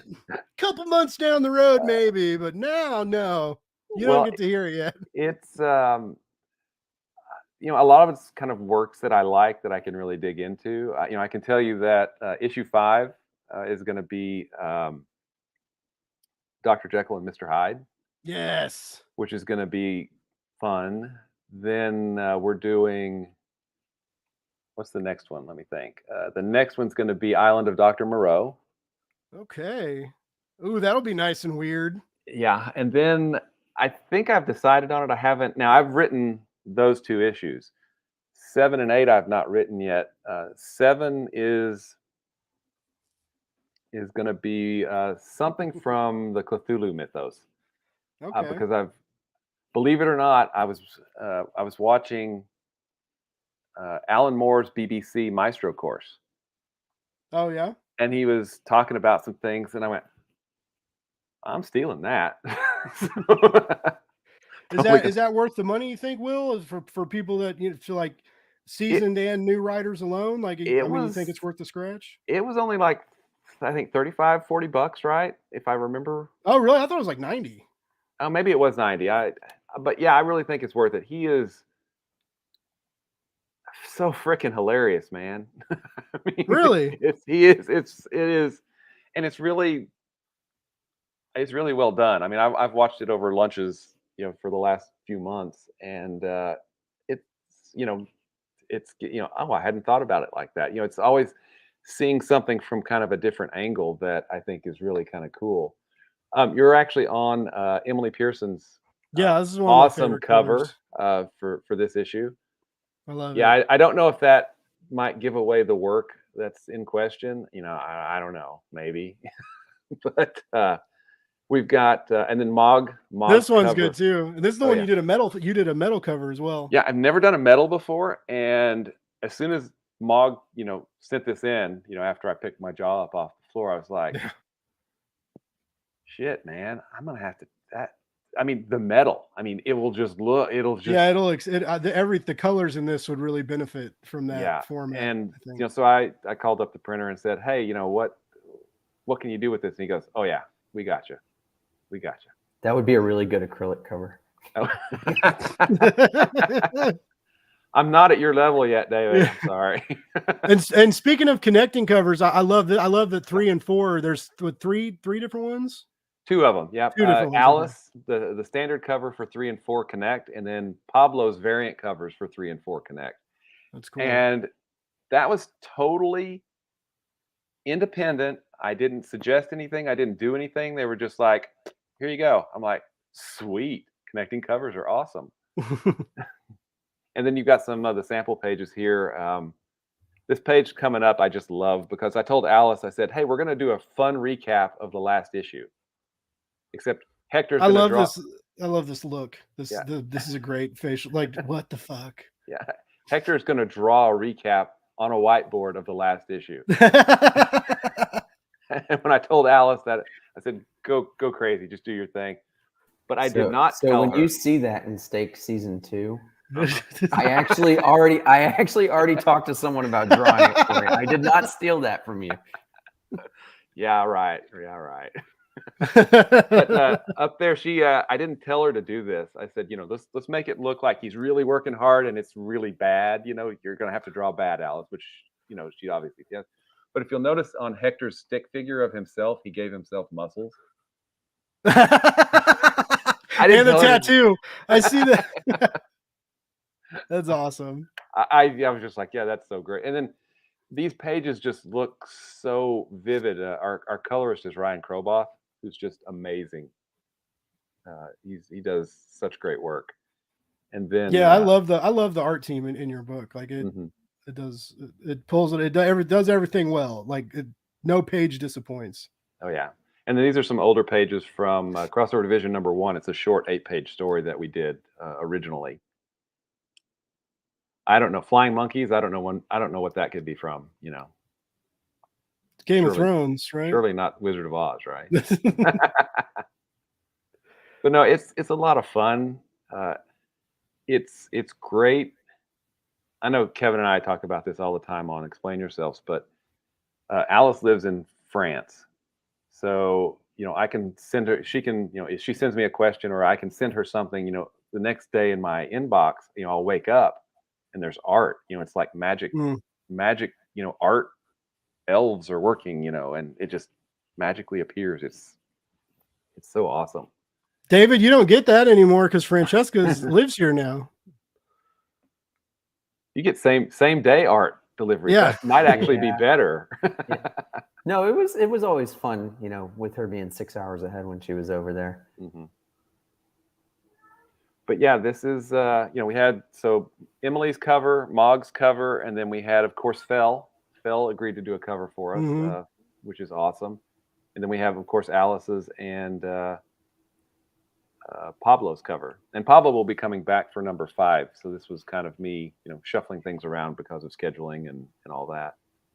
And you're planning, this is a pretty long run for you, right? Like you're upwards of 20 issues or so, right? Yep. 20 is kind of the plan.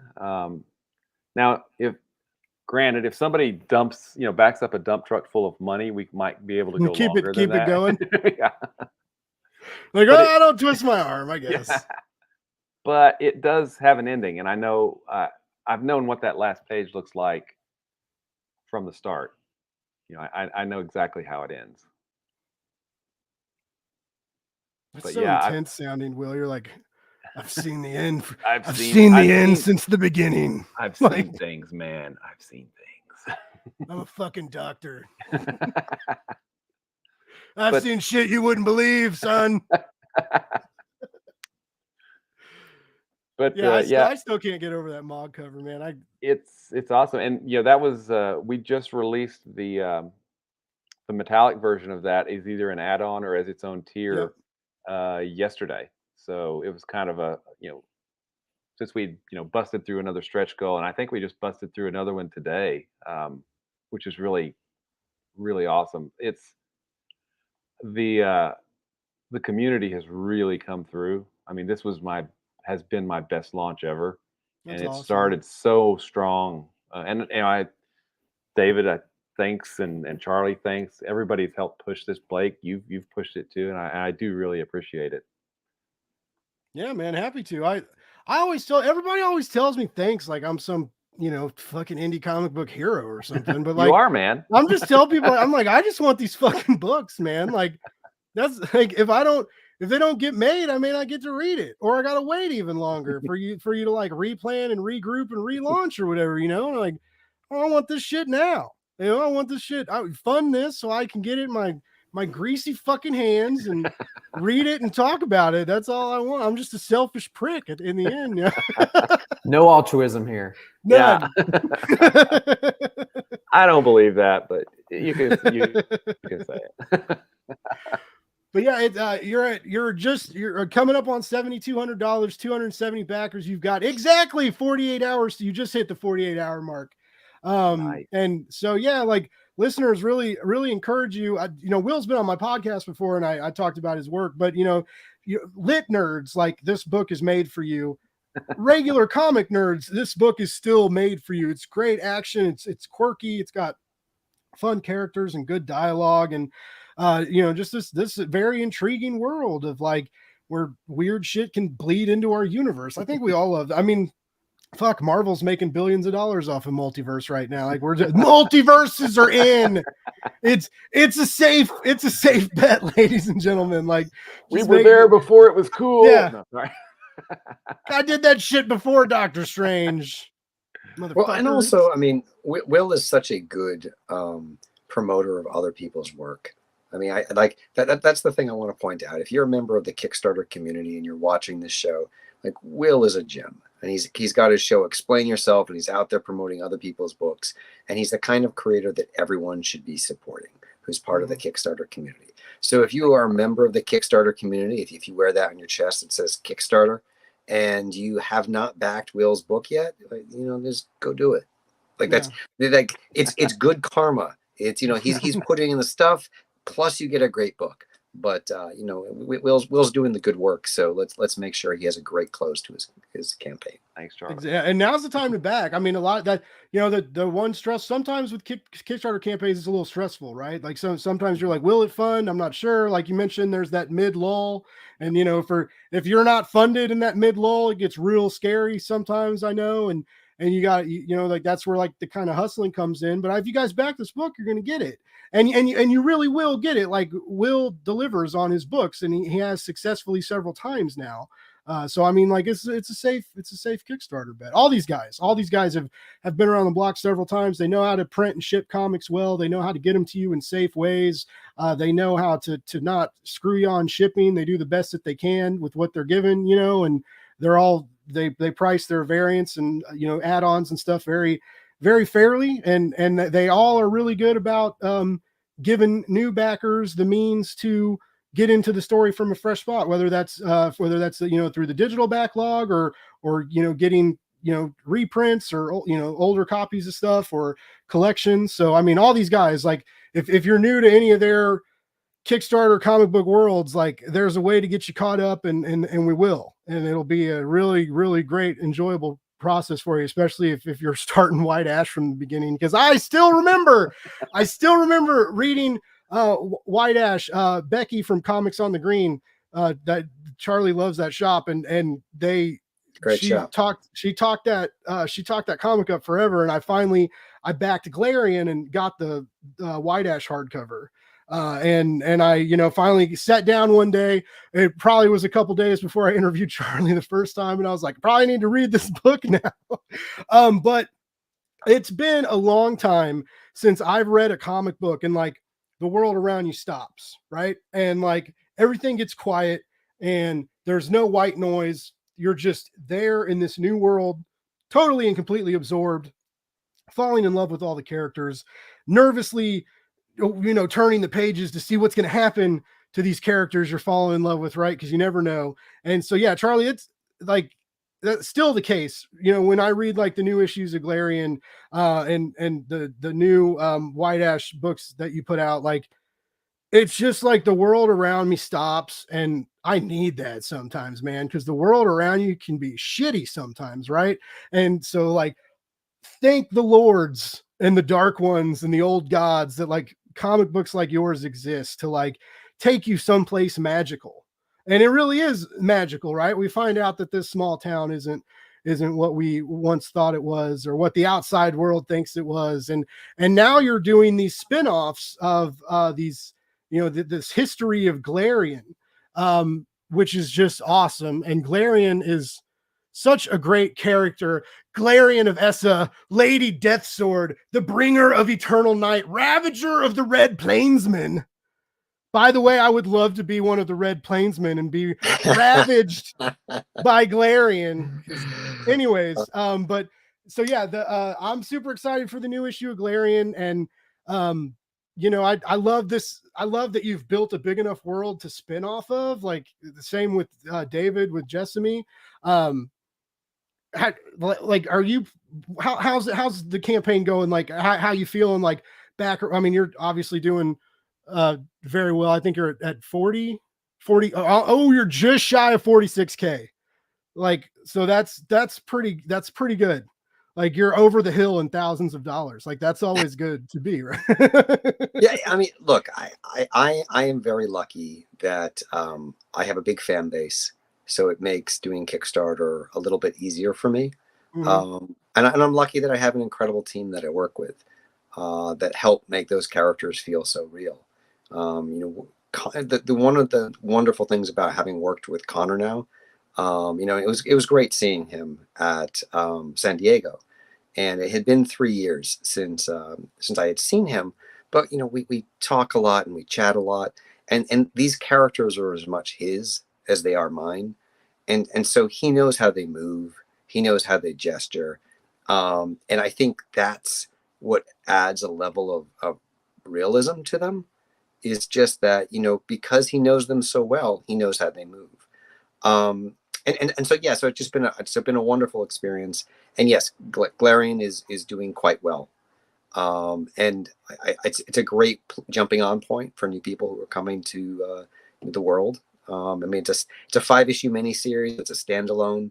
The quick pitch for it is, you know, Red Sonja meets Taxi Driver, but with elves and demons. So good. So because it's, you know, it's the history of the world's most dangerous elf as told through the eyes of this young woman from 1970s New York.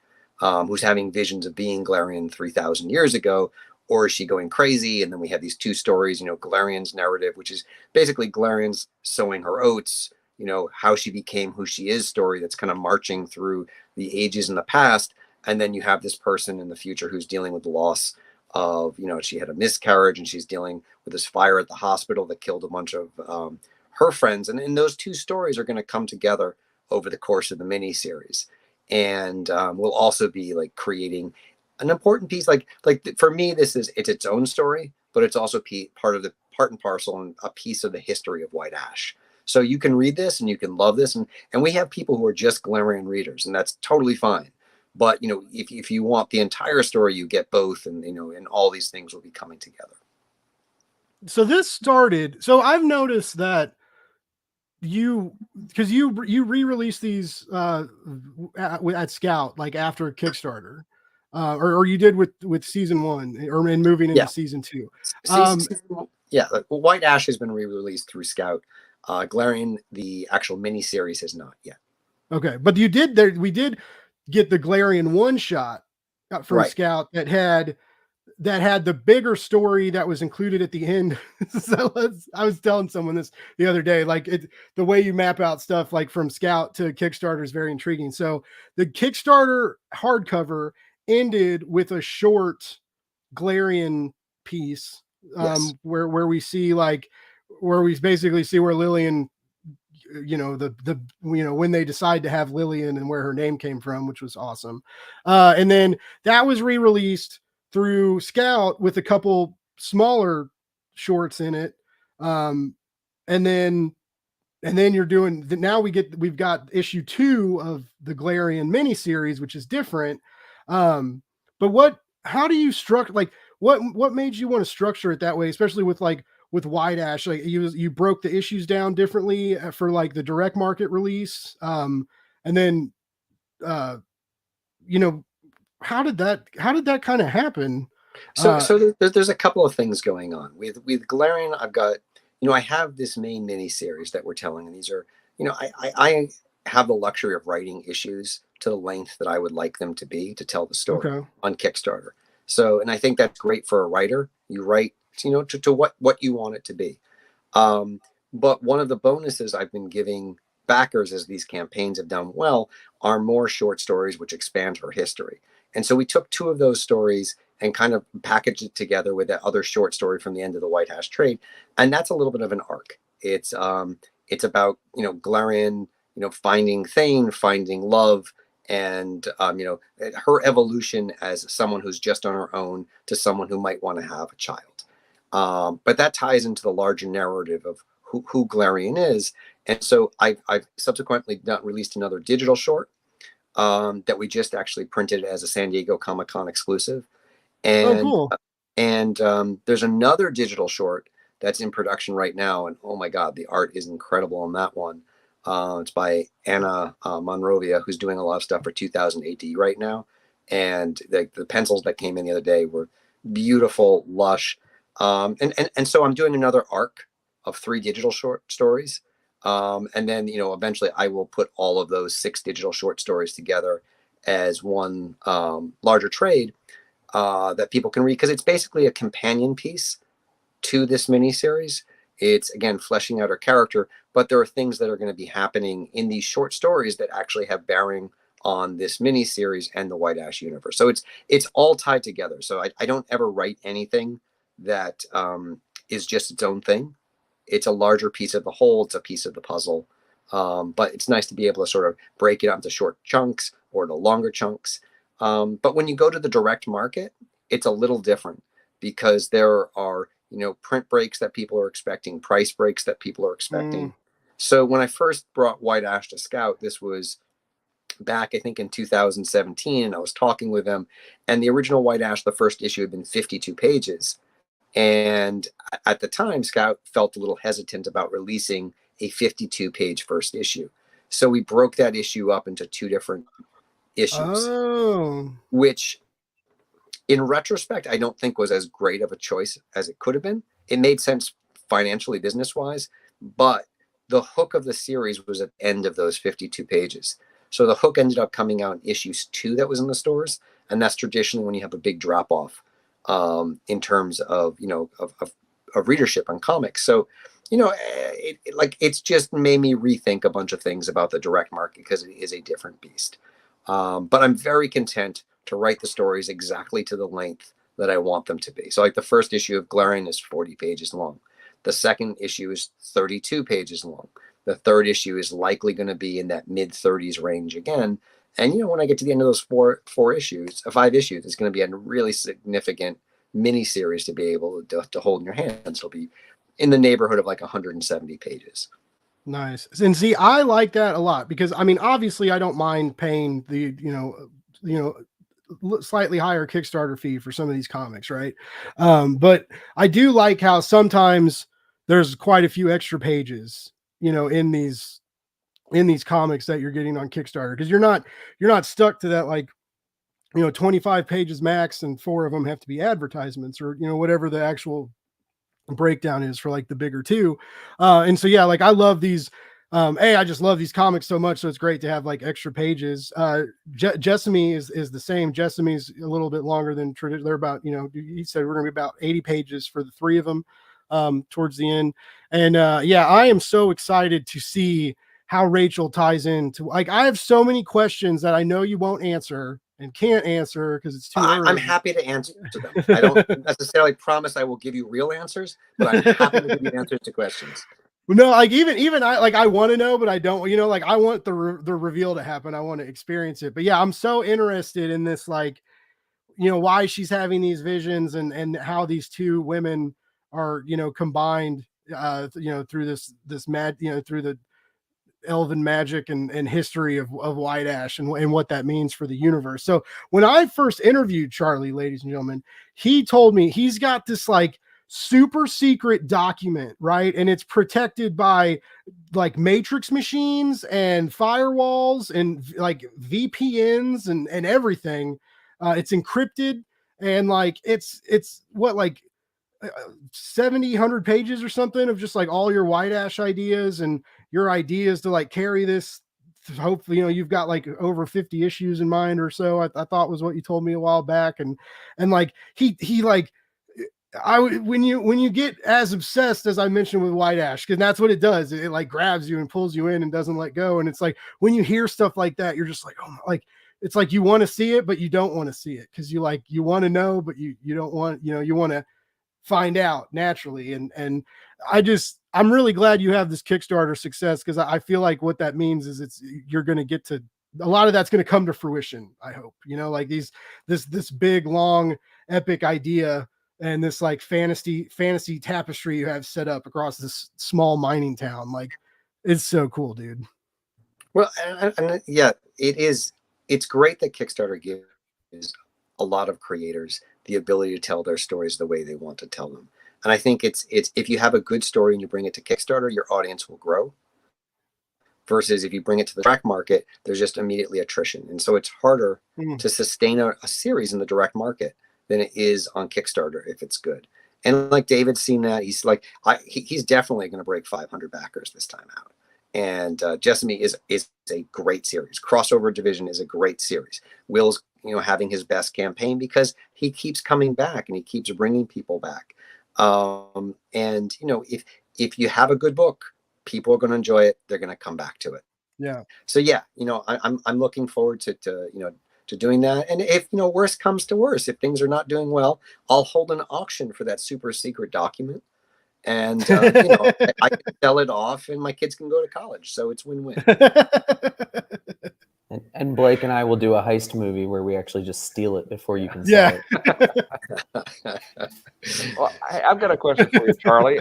I don't think we've ever chatted about, we've chatted about a lot of things, but it takes, at least in my opinion, it takes so much discipline and a lot of, I'm just going to say, wow, just a lot of wow. Just say, hey, my first issue is going to be 52 issues or 52 pages. My first issues, or it's going to be 40 or something. I'm like, I just didn't have the confidence or probably the discipline necessary. How do you decide how long an issue is going to be? Is it based on how you break the scenes down? I mean, can we pull back the curtain a little bit? Sure. I mean, like I have, my process, because I've also worked in film. I've also worked in animation, a little bit of television. And so I when I create something, I do deep dives, and I want to know, where this individual issue is going. How does it fit into the whole? Where is it going? And so, so I like, again, going back to like, not just the document I have, which is the secrets of White Ash, but I have big outlines of every issue going forward for like the next 10, 15 issues. So I know what each of them roughly is going to play out as a like 2 or 3 pages on each issue. So then when I bring it to the page and I start breaking it down, then it's just like, what's this dictate? How much does this need to tell the story? Are there ways to cut it? And then there's the reality of trying to get these things made, because every artist has their own time constraints. And, as much as I would love to throw a 60-page issue out every single month, that's not going to happen. And you can only get X number of pages per year per artist. So, sometimes your story breakdowns are really dictated by, well, I could get the artist to do 28 or 32 and we could get it before the fall. But if I try to go any bigger with it, we're not going to get it this year. So there's practical considerations that go into all of that as well. Cool. Well, I asked Charlie a couple of months ago if 28 pages was too long for the #1 of my new series. It was almost like oh yeah, who am I asking? Never mind. Will, I don't do know if feel you like- noticed this, but Charlie's got a Mog variant, and he's got an Emily Pearson variant. I follow Charlie and Okay. David and Pat Shand and Rob Multari and finding I let them find all the really great artists, and then I come along and go, hey, would you like to do a cover for my book too? Maybe one of these. And they're also very Nice. different, right? Like they're very different styles, Yeah, even for they're the same totally. artists. Like I didn't realize that was Mog until I just read it. Like Because that looks totally Mog different. works with different colorists, and depending on who the colorist is, it often gives it like a Oh. different vibe as well. So,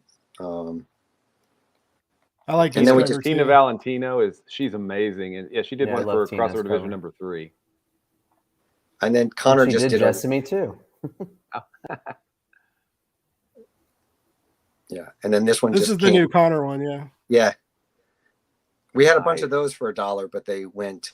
Super Yeah, I quick. missed that update.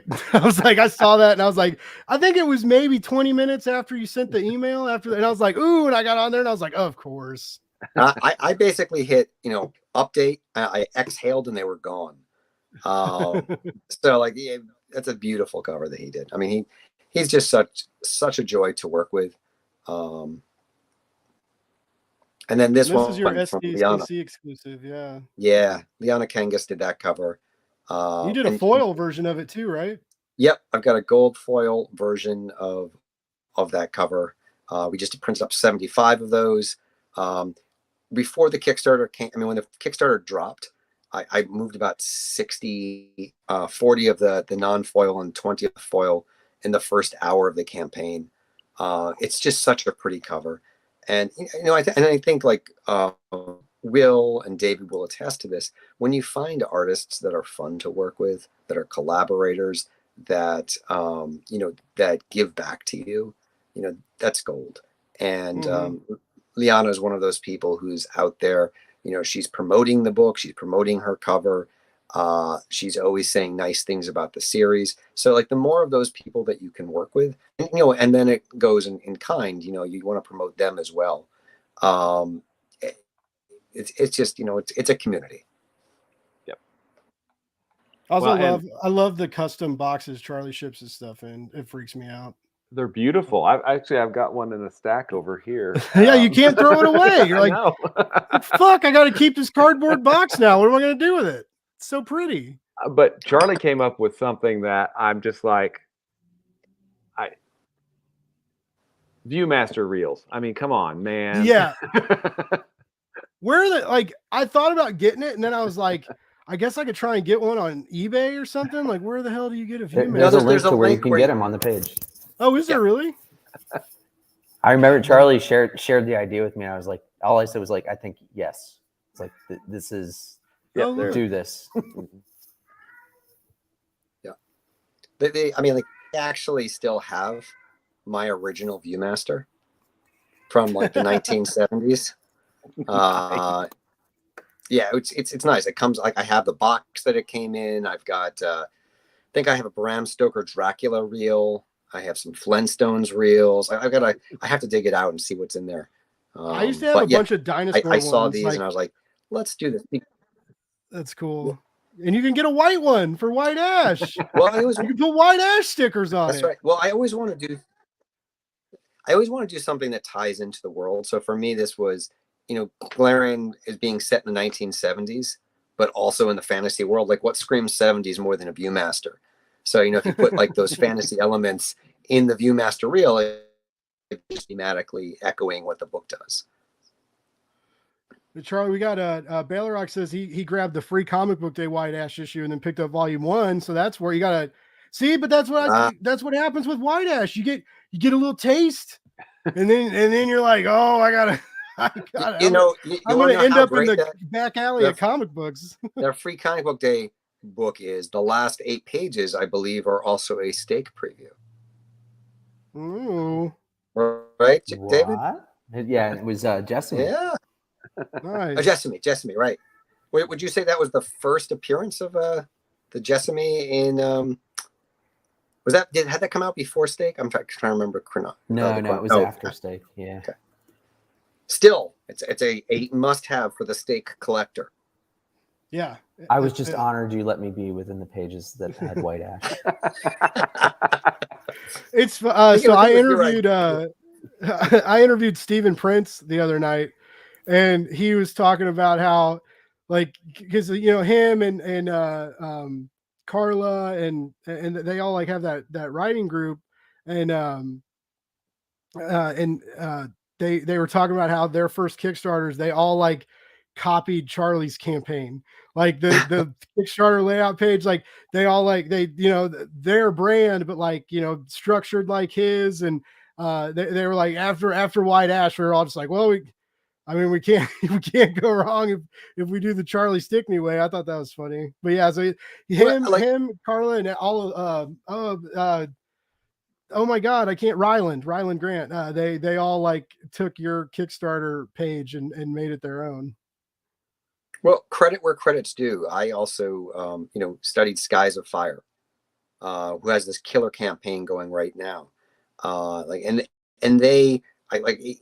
do well on Kickstarter, but I would say Ray from Skies of Fire and Vince, they're the original OGs of Kickstarter. They came there in 2014. Blake, and if you don't know that book, it was one of the first I'm backing it. hit series. That new slipcase edition looks gorgeous. Yeah. Like they are really smart guys. I also got to see Ray at San Diego as well. And they've been doing Kickstarter for a long time. And so, everyone stands on the back of someone else, and you take the best bits from other people, and hopefully those other people, kind of push it forward to you. And, you can just learn so much by listening to other Kickstarter creators who've done this before. Definitely. Mick Byers says anytime he runs a Kickstarter, it's like you're running too, because he's bothering you constantly.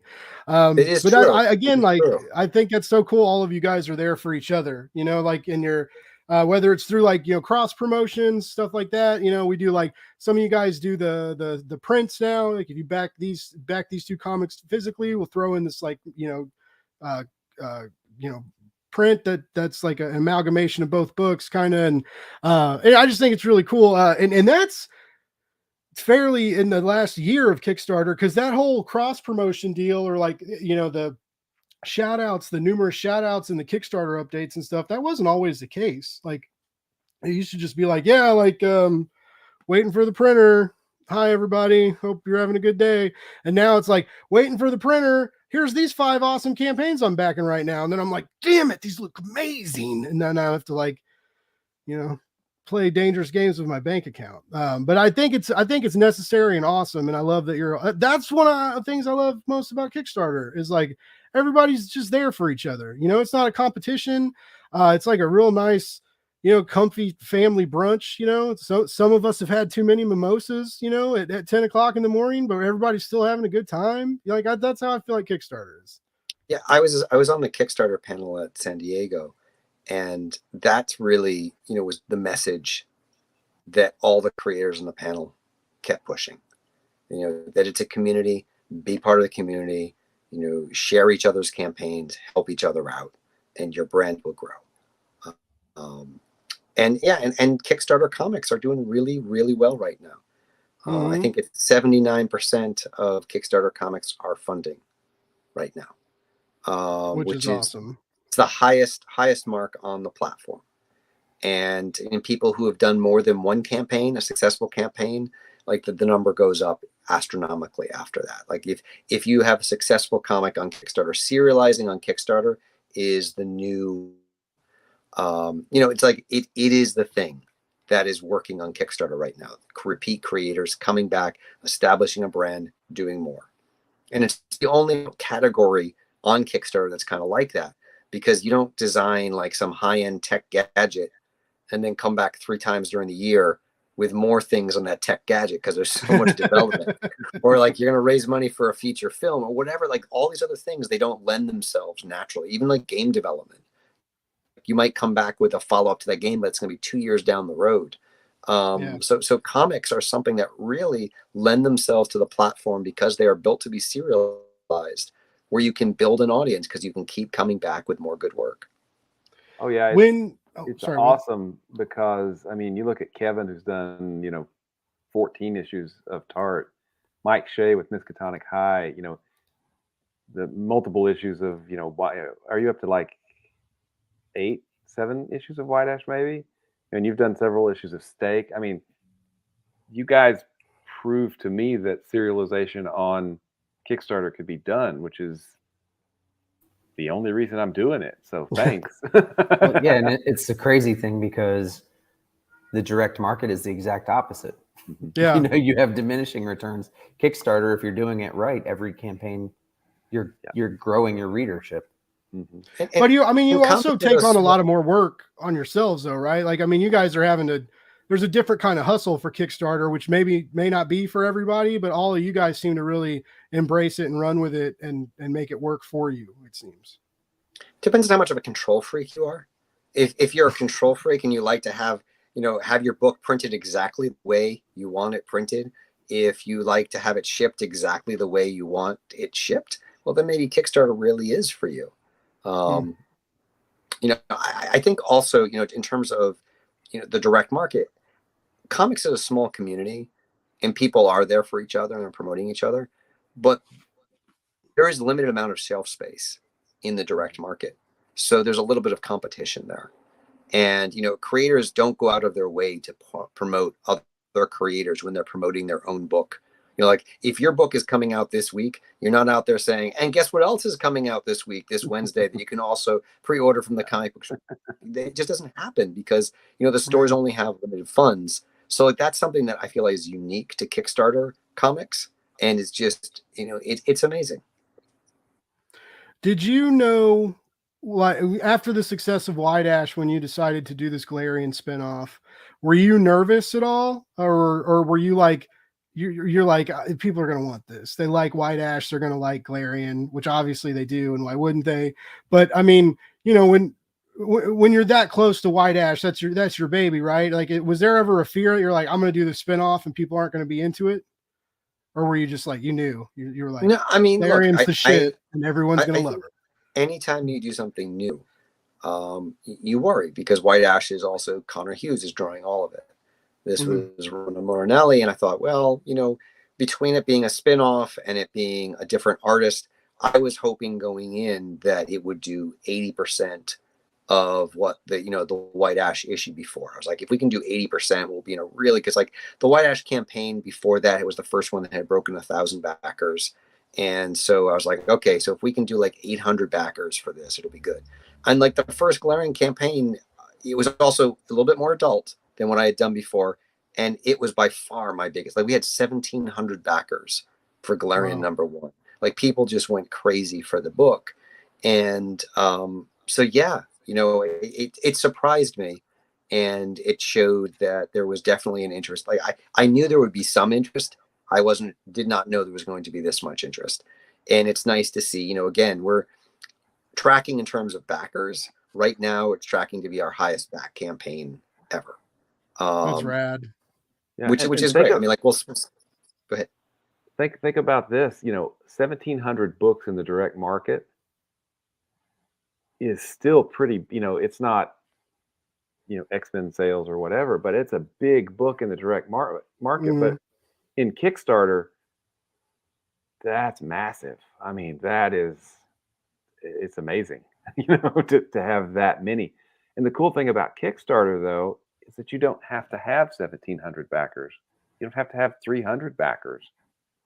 You can have an audience of 100, and you're making your book for that audience. Yeah. Maybe you can grow it. I mean, it's so amazing, because, and I kind of have this great, gratitude to Kickstarter, because when I was, that 8-page story that we have of Crossover Division that was in the first issue, that was originally going to be part of our pitch package. And we got that done about March, maybe February of 2020. And then publishers shut down, right? Kickstarter never shut down. There was great comics projects all throughout, the pandemic while it was going on, even when, the direct market was gone and nothing else was there. So, Kickstarter is just it's so amazing for indie comics for so many reasons. Yeah, it was definitely cool during the quarantines and the convention halt and all that, because there were, you guys, there's it's not just buying something on Kickstarter. There's like a Kickstarter experience. You get hyped for this comic. You start following the campaign. The creators are very open to interviews and press, and just talking to their fans or responding to comments on the Kickstarter pages, or on social media and stuff. So it's very different than like people that buy the brand new Marvel or DC book, sometimes they'll respond, but those guys, a lot of times they get too much, and a lot of it's a lot of shitheads too. Like, so it's just like, they can't respond to everybody, even the ones that are actually being nice to them. Whereas like, one of the things about Kickstarter is like, you guys got to do your own advertisement, and dealing with fans and dealing with press and doing all that, being very active on social media, that becomes beneficial to you guys, because it's the free advertisements for your campaign. But as a consumer, it's very cool to like get to talk to you guys, to get to know you guys, and to be there and be like a part of that. And it's a very unique and inspiring feeling. Other than like, I love going into comic book shops too, or getting a crazy good deal online, but still Kickstarter has like that little bit of magic in it. And again, the excitement of following it for 30 days or so, and watching the numbers change, and watching you guys stress. And it's just it's I know it sounds shitty to say, but it's a melodrama. It's very interesting. Well, Charlie, I did want to ask, sorry, what are you considering any other, and I know this would be like way down the road, but like with the success of Galarian, have you thought of other characters from that you could pull out of White Ash and give them mini series, or to kind of explore the wealth of history of your world? Well, right now I do have I have a follow-up Galarian miniseries scheduled, and I also have another character from White Ash that is going to get their own 5-issue miniseries at one point. It's all it's part of it's the easier way to oh, thank you so much. It's just the way to expand the universe and tell other parts of the story, and also bring in another artist here and there. So I can so while Connor's working on White Ash Prime, I can get this part of the story out by using this other artist to do this other thing. I never thought of that, like the balancing act of that. That's, man, you're a fucking genius, dude. Has anybody ever told you that? You're a smart cat, Charlie. but it's production. It's production logistics. Like, if you have this big story that you want to tell, there's only so much bandwidth one artist can do to tell it. And so like for me, that's a way of taking the big story and just allocating it to different places and maintaining the integrity of the main series, and at the same time getting the whole story out there quicker. But I would say one last thing about the Kickstarter community. One of my favorite parts about fulfilling the books myself, and there's a lot I don't like about doing that because it's a lot of work, but is seeing the names. And like I know so many of the people who have backed the campaign 3 times, 4 times, 5 times, 6 times, Yeah. or whatever. And it's really nice to see those names coming back across as I'm doing the fulfillment. And like Shawnee is one of those people who's is in the chat, and I've been lucky enough to meet her in real life several times because she lives in Southern California. But like there are people I feel a connection to, even though I've never met them, right? That's And like cool. I know their name, and if they came up to me at a convention, I would know. It's that person who has backed like all these campaigns. So like that's again something you never get in the direct market because you are several steps removed away from that process.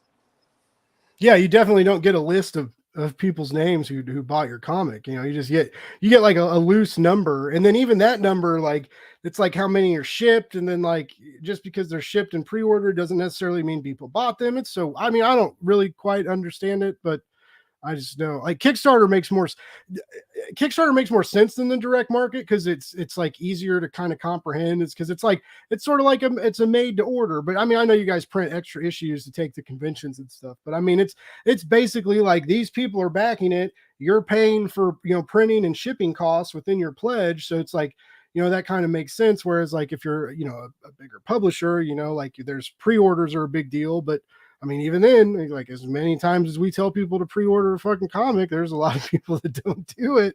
Why won't you pre-order your stuff, ladies and gentlemen? Anyway, but Well, I think but like that's a really good point because people don't pre-order comics in the direct market, yeah, but they do on Kickstarter, right? yeah. Like that's what Kickstarter is, and that's the whole paradigm where if people did what they do on Kickstarter, comics would be much healthier in the direct market, but they don't at a cheaper price point. So I just don't get it. David, do you have any thoughts about that? Yeah, I mean, we know Kickstarter is you're actually directly dealing with the end user, the customer. Whereas the direct market, you're actually marketing to retailers and then trusting their ability to hand sell. Because, like Charlie said, we can't get people to pre-order the books from the direct market. It's insane. Like, and then I've been a retailer too, so I know on Wednesday when new books come out, they come in and ask for the book that they didn't order. And I'm like, I didn't order it because you didn't ask for it. And how am I supposed to order, 15 copies of an indie book when I might end up with 14 of them still on my shelf, Yeah.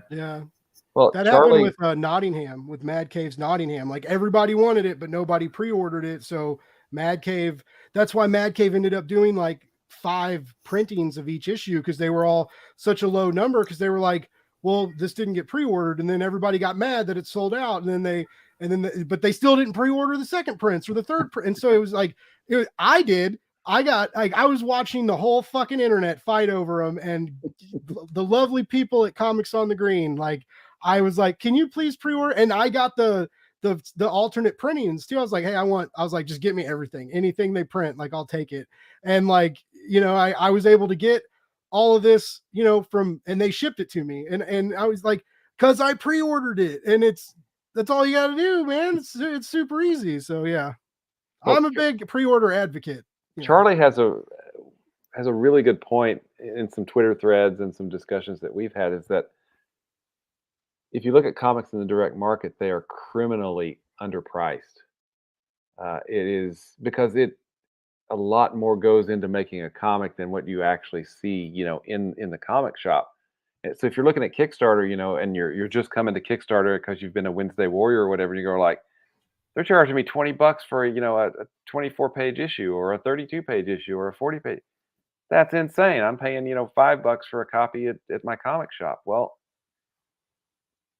it's closer to truth on Kickstarter what it actually costs to make these things. Being able to pay the artists, and the colorist and the letterer to make this thing, come to life, and then pay the printer. You know, we're not dealing with, you know, 100,000 copies, you know, at this point. So, you know, we can't say that, oh, it only costs us $0.25 to print a book. You know, it costs significantly more to print a book, you know, at least at the numbers that I'm currently doing. So, Yeah. you know, Charlie explains it better because, you know, you're right. He's a genius. So, Well, I mean, you know, a lot of those cheaper comics too, and I love Big Two stuff. So like, I don't want to like rag on them, but even Big Two stuff, like I'm a deluxe hardcover guy. But like if you're buying the singles, DC, at least if you pay the extra buck, has cardstock cover, right? Marvel Comics right now, I'm sorry, and I love them. I love the new X-Men books, and they're doing such great stuff. Like David Pepose is killing it on Savage Avengers, and there's all this awesome stuff right now. But some of these comics, they feel like they're going to fall apart while you're reading them, or dissolve in your hand, like you know, Bible thin pages, cover stock the same as the inner page stock. Everything has moisture, you know, like $3.99 and moisture wrinkles included. It's a hell of a deal. Like, but you know, like that's the problem I see with that, you know, and it's just like, I feel like, man, like I almost feel like I need to like put in the digital code and read it digitally and just bag and board the comic and forget about it so that I don't like damage it while reading, because they just feel very fragile. Whereas like your guys' Kickstarter comics have like super thick cardstock covers that like feel really good to hold, and like you guys like nerd out on the paperweight and the printing, and so like these comics feel different. They just feel like more pleasant. Like if you go from reading like Big Two stuff to Kickstarter, every time you turn the page, you're gonna like fuck with it for a couple seconds, thinking you got like 2 or 3 pages stuck together, right? Because you're not used to like that thick and nice of a page that, you know. And so, and I still do that sometimes too. I'm like, nope, that's just one page. All right, like, so I mean, you get what you pay for a lot of times too, and so yeah, it's a weird world, but I love it. And then I think you guys love it too, obviously, or you wouldn't keep doing this to yourselves several times a year. Well, It's a lot. It's a lot. You know, and to Will's point, the thing is like comics have changed, and the amount of time that an artist puts into drawing a page is so different than it was, you know, 30 years ago. There was a great little thing that showed like a picture of a boot that I think it was like Joe Kirby was drawing, and it was just like, you know, like the you know, almost like the Beetle Bailey boot with like the loops, and then it was like a boot now, and like all the cross hatching and shading and rendering it, and you could see the label on it, whatever brand it was, and every single individual eyelet. You know, like that's what the expectation is. That the expectation of art is so much higher, and there's a time sunk cost that artists have to do to be able to deliver that, and you know, then they need to get paid more to be able to do that. So the evolution of what the book is has changed. So when people are saying, well, inflation, you look, it's just almost a different. There it is. That's the one. Okay. Because like Mick needs to be in the audience on every Blake's Buzz, because you are the most useful audience member I have ever had, sir. You are on it, and like it's like please come back for future episodes. It's been a pleasure having you in the chat tonight. And he's an You artist. just have to have on Charlie White on Act. every episode. Then. That's right. But like, yeah, but I think like, but that's part of the extra cost. And you know, like, and you also look at, you know, when people are buying the variants, like what's that exclusive where they only printed 5,000 of that Marvel book cover going to cost you? Like that's going to be like a $10 or a $15 comic because they only printed 5,000, right? But every single Kickstarter comic, like the biggest print runs are like 2,000, right? And so like, you know, in most Kickstarters, I mean, like Will probably, like whoever it is, you know, like they're printing like 500 to 1,000. So these are ultra limited print run, which means the price for printing is probably closer to like $3 a book. So that's just like for printing the book, it's going to be $3, and then you're shipping the book, and so that's another $3 or $4. So and that just like, went up too, because media mail just went up $1 or so per pound or something. So right? So like, you know, like that 22-page book on Kickstarter probably cost, you know, $7 to print and ship without paying for the art costs, right? Wow. So now, like, if you get those art costs in, like, unless the person's getting $15 for that book, they're losing money on every single copy they send you. And so like, there's the quantity of scale that changes, But if you even look, like, that's why miniseries that drop below like 8,000 per issue are not being continuing to be sold in the direct market, because bigger publishers are losing money because of the production cost. So like, it's all of that. And that's, so that's where Kickstarter, by resetting what the price point is, has enabled indie comics to keep creating. Wow. Well, guys, as always, talking to you guys is an eye-opening experience. I always learn from, like, when I talk to you guys. You teach me something about Kickstarter that maybe one day I'll be able to use in my own in my own nerdy endeavors. But I appreciate all of you. Like, you've all been on the show before. You've come back. Like, thank you for giving me a shot and helping. Thinking that me and my audience can help you sell books. Like, that always makes me feel good to know, because I do like to try and get more people into the indie scene, into the Kickstarter crowdfunding scenes. I think it's exciting. But we're over 2 hours. I always say I'm going to try and figure out how to not fucking make these shows go on so long, but I can't. I have to. You guys are all too wonderful. You're so easy to talk to, and it goes on forever. Real quick, I want to go around. Tell us where to find you at. Where's the best place to follow you online? And if you have any stores or something going on, and a quick something you're excited about that we heard about from SDCC. David, start with you. You can find me pretty much everywhere as DAB282, DAB282. What did I find that was interesting at San Diego? It's more of discussing some things that are going to be coming at New York, so I can't even really talk about it. Oh, so yeah. I mean, we just use these shows to plan the next shows. That's the whole point of them. What you really want is have me on in about 3 or 4 months. Then I'll have, and then we have you on, and then you're like, but then 3 or 4 months from now, it's just like always chasing the carrot with you guys. You think I'd be svelte and good looking from chasing all these carrots? No, just get wider. Anyway, I do have to tell you, at San Diego, because it was a 3-hour time difference, and we got to dinner so late one night. We went to a Brazilian steakhouse, and I'm eating steak all you can eat. I saw him. I'm ignoring Nick. We're eating all you can eat steak at 11 p.m., which is 2 a.m. in Florida, and I'm literally, as I'm putting steak in my face, falling asleep at the table. Oh, that's funny. On to Will. Yeah.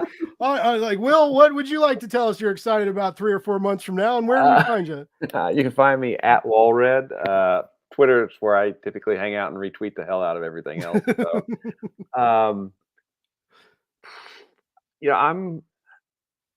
I'm excited because I'm excited, but I'm also a little annoyed because there are so many great books on Kickstarter. Over the last 6-8 weeks, there have just been so many great campaigns, and there's so many great campaigns going on right now. It's crazy. And it's crazy. It's annoying to the wallet sometimes, but I mean, there are just so many great projects out there. I try to do, I haven't done it in several days, but I try to do hey, this is what I'm backing right now. And the freaking thread is 18 posts long. And I'm like, damn it. Yeah. But there's a lot of good books out there to be excited about. I was talking to Brant Fowler, who is the letterer and designer on Crossover Division, but he also does Last Ember Press.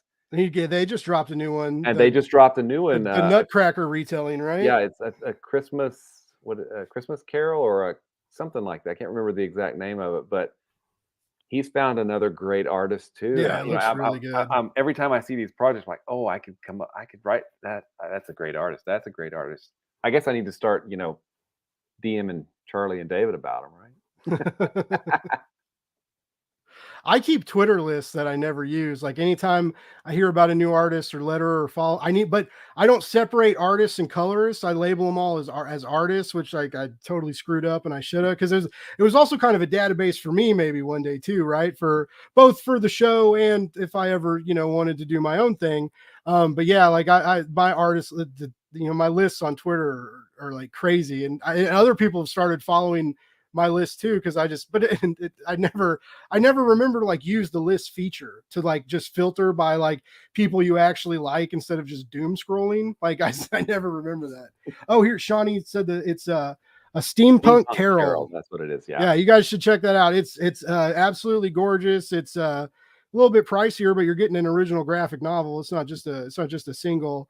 And there's some cool like sketch tiers and stuff too. And one of the coolest things about Kickstarter and these new artists is you can get some really fucking rad artwork for like really rad prices, right? Like, you're like, oh, I got it before they blew up and started doing covers for Spawn or DC or something. That's another great thing about Kickstarter. Anyway, sorry to interrupt you, Will. If I could say one more thing, do your thing, man.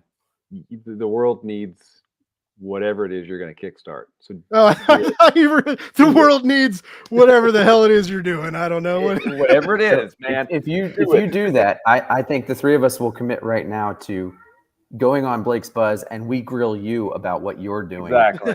And you've got 3 backers here already, man. With people, hey, and I'll retweet, I promise. So there you go.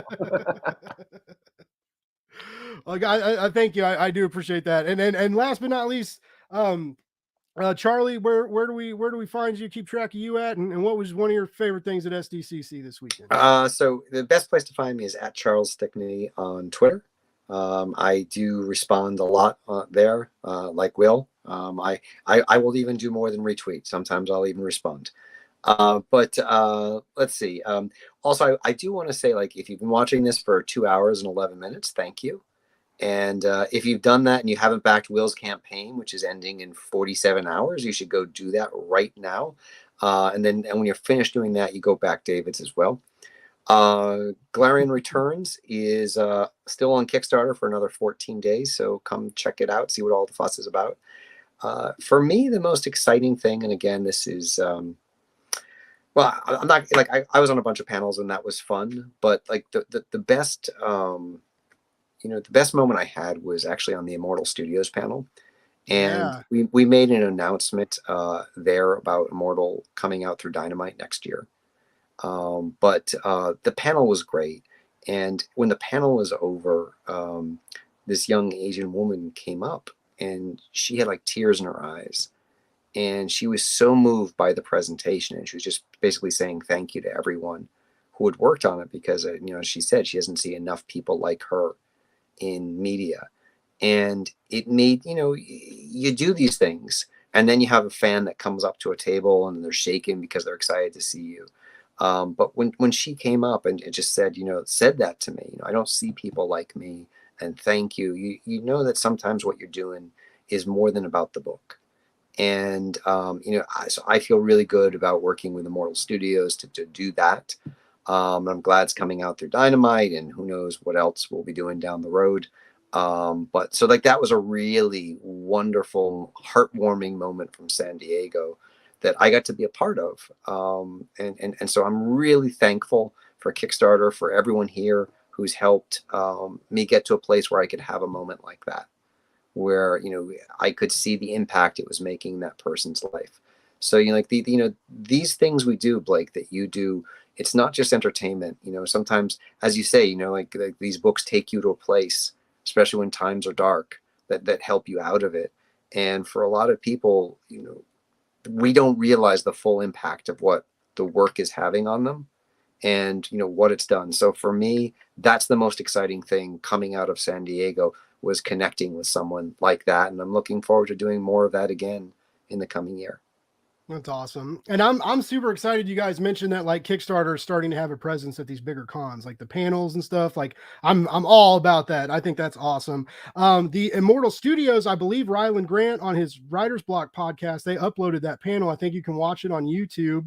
I have it queued up. I've heard it's a very, very good talk, and I'm really excited to talk about that. Immortal Studios, the last time Charlie was on the show, we Steven and Ryland joined and we talked about some of the Immortal stuff, and everything I've read by them is absolutely wonderful. And there's going to be Assassin G, I think, is coming up fairly soon for the next Kickstarter. And then, big excitements from Dynamite Publishing, and some of that whoosh is going to hit the direct market, which is cool. Like, more people need to read these books. They're great. speaking of great, all these guys are great. Charlie, Will, David, like, I appreciate you guys so much. I love your fucking comic books so much. Like, I just like, thank you for like giving me a break from the exhaustion of life with an exciting story. Like, some days, man, that's just all you need to make it a little bit better. And that's why I love comic books. And I love what you guys do and mean to the community. You're all helpful. You're all, very, you're impactful Kickstarter people in one way or another, and we all really appreciate you. Everybody who's listening or still listening or will listen later, thank you so much. I appreciate you. Like, thank you for spending your time with me on Wednesday nights or whenever you decide to watch this. Please go check out Crossover Division. Please check out Stake Presents Jessamy. Please check out Clarion, the White Ash spinoff, and all of these books. And I can't encourage you enough. If you haven't read any of these yet, you can get the backlog. You can go digital or get physical. There's wonderful worlds here for you to dive into, and they're all worth your money. And I really encourage you to check out these campaigns we talked about tonight. Follow these guys on Twitter. You'll learn a lot. You'll learn about great comics, and they all deserve your hard-earned bucks. Or maybe they weren't so hardly or hard-earned, maybe they were easily earned. Maybe you got your dad's dealership money. I don't know, but buy some fucking comics with it. So guys, I'm going to wrap it up again. Thank you. Charlie and David, I hope I don't jinx you, but I hope you guys stay healthy. Cause I've been, like watch out for the sniffles. And like I said, please post all pictures of your at-home test if you decide to take them. I was going to post pictures of David's at-home test. Like David's still good. It's okay. You pee on them, right? That's how it works. Okay. Yeah. It's just like a pregnancy test, basically. That's what I thought.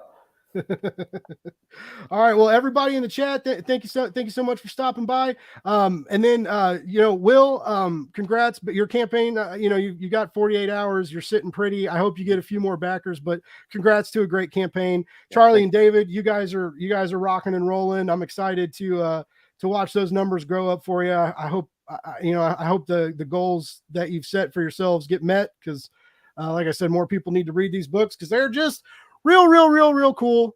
And thanks for everybody for tuning in. I'm going to play the outro, and we'll see you. Actually, I won't see you next week because we're going to take a little break. But we're going to have podcast episodes. I've been slacking on the podcast episodes, so we'll be dropping those to keep you, thirsty and keep you coming back for more. And you know what? I'll see you when I see you. And I can't find my outro video. We're stuck. Is this live? Can we edit this out?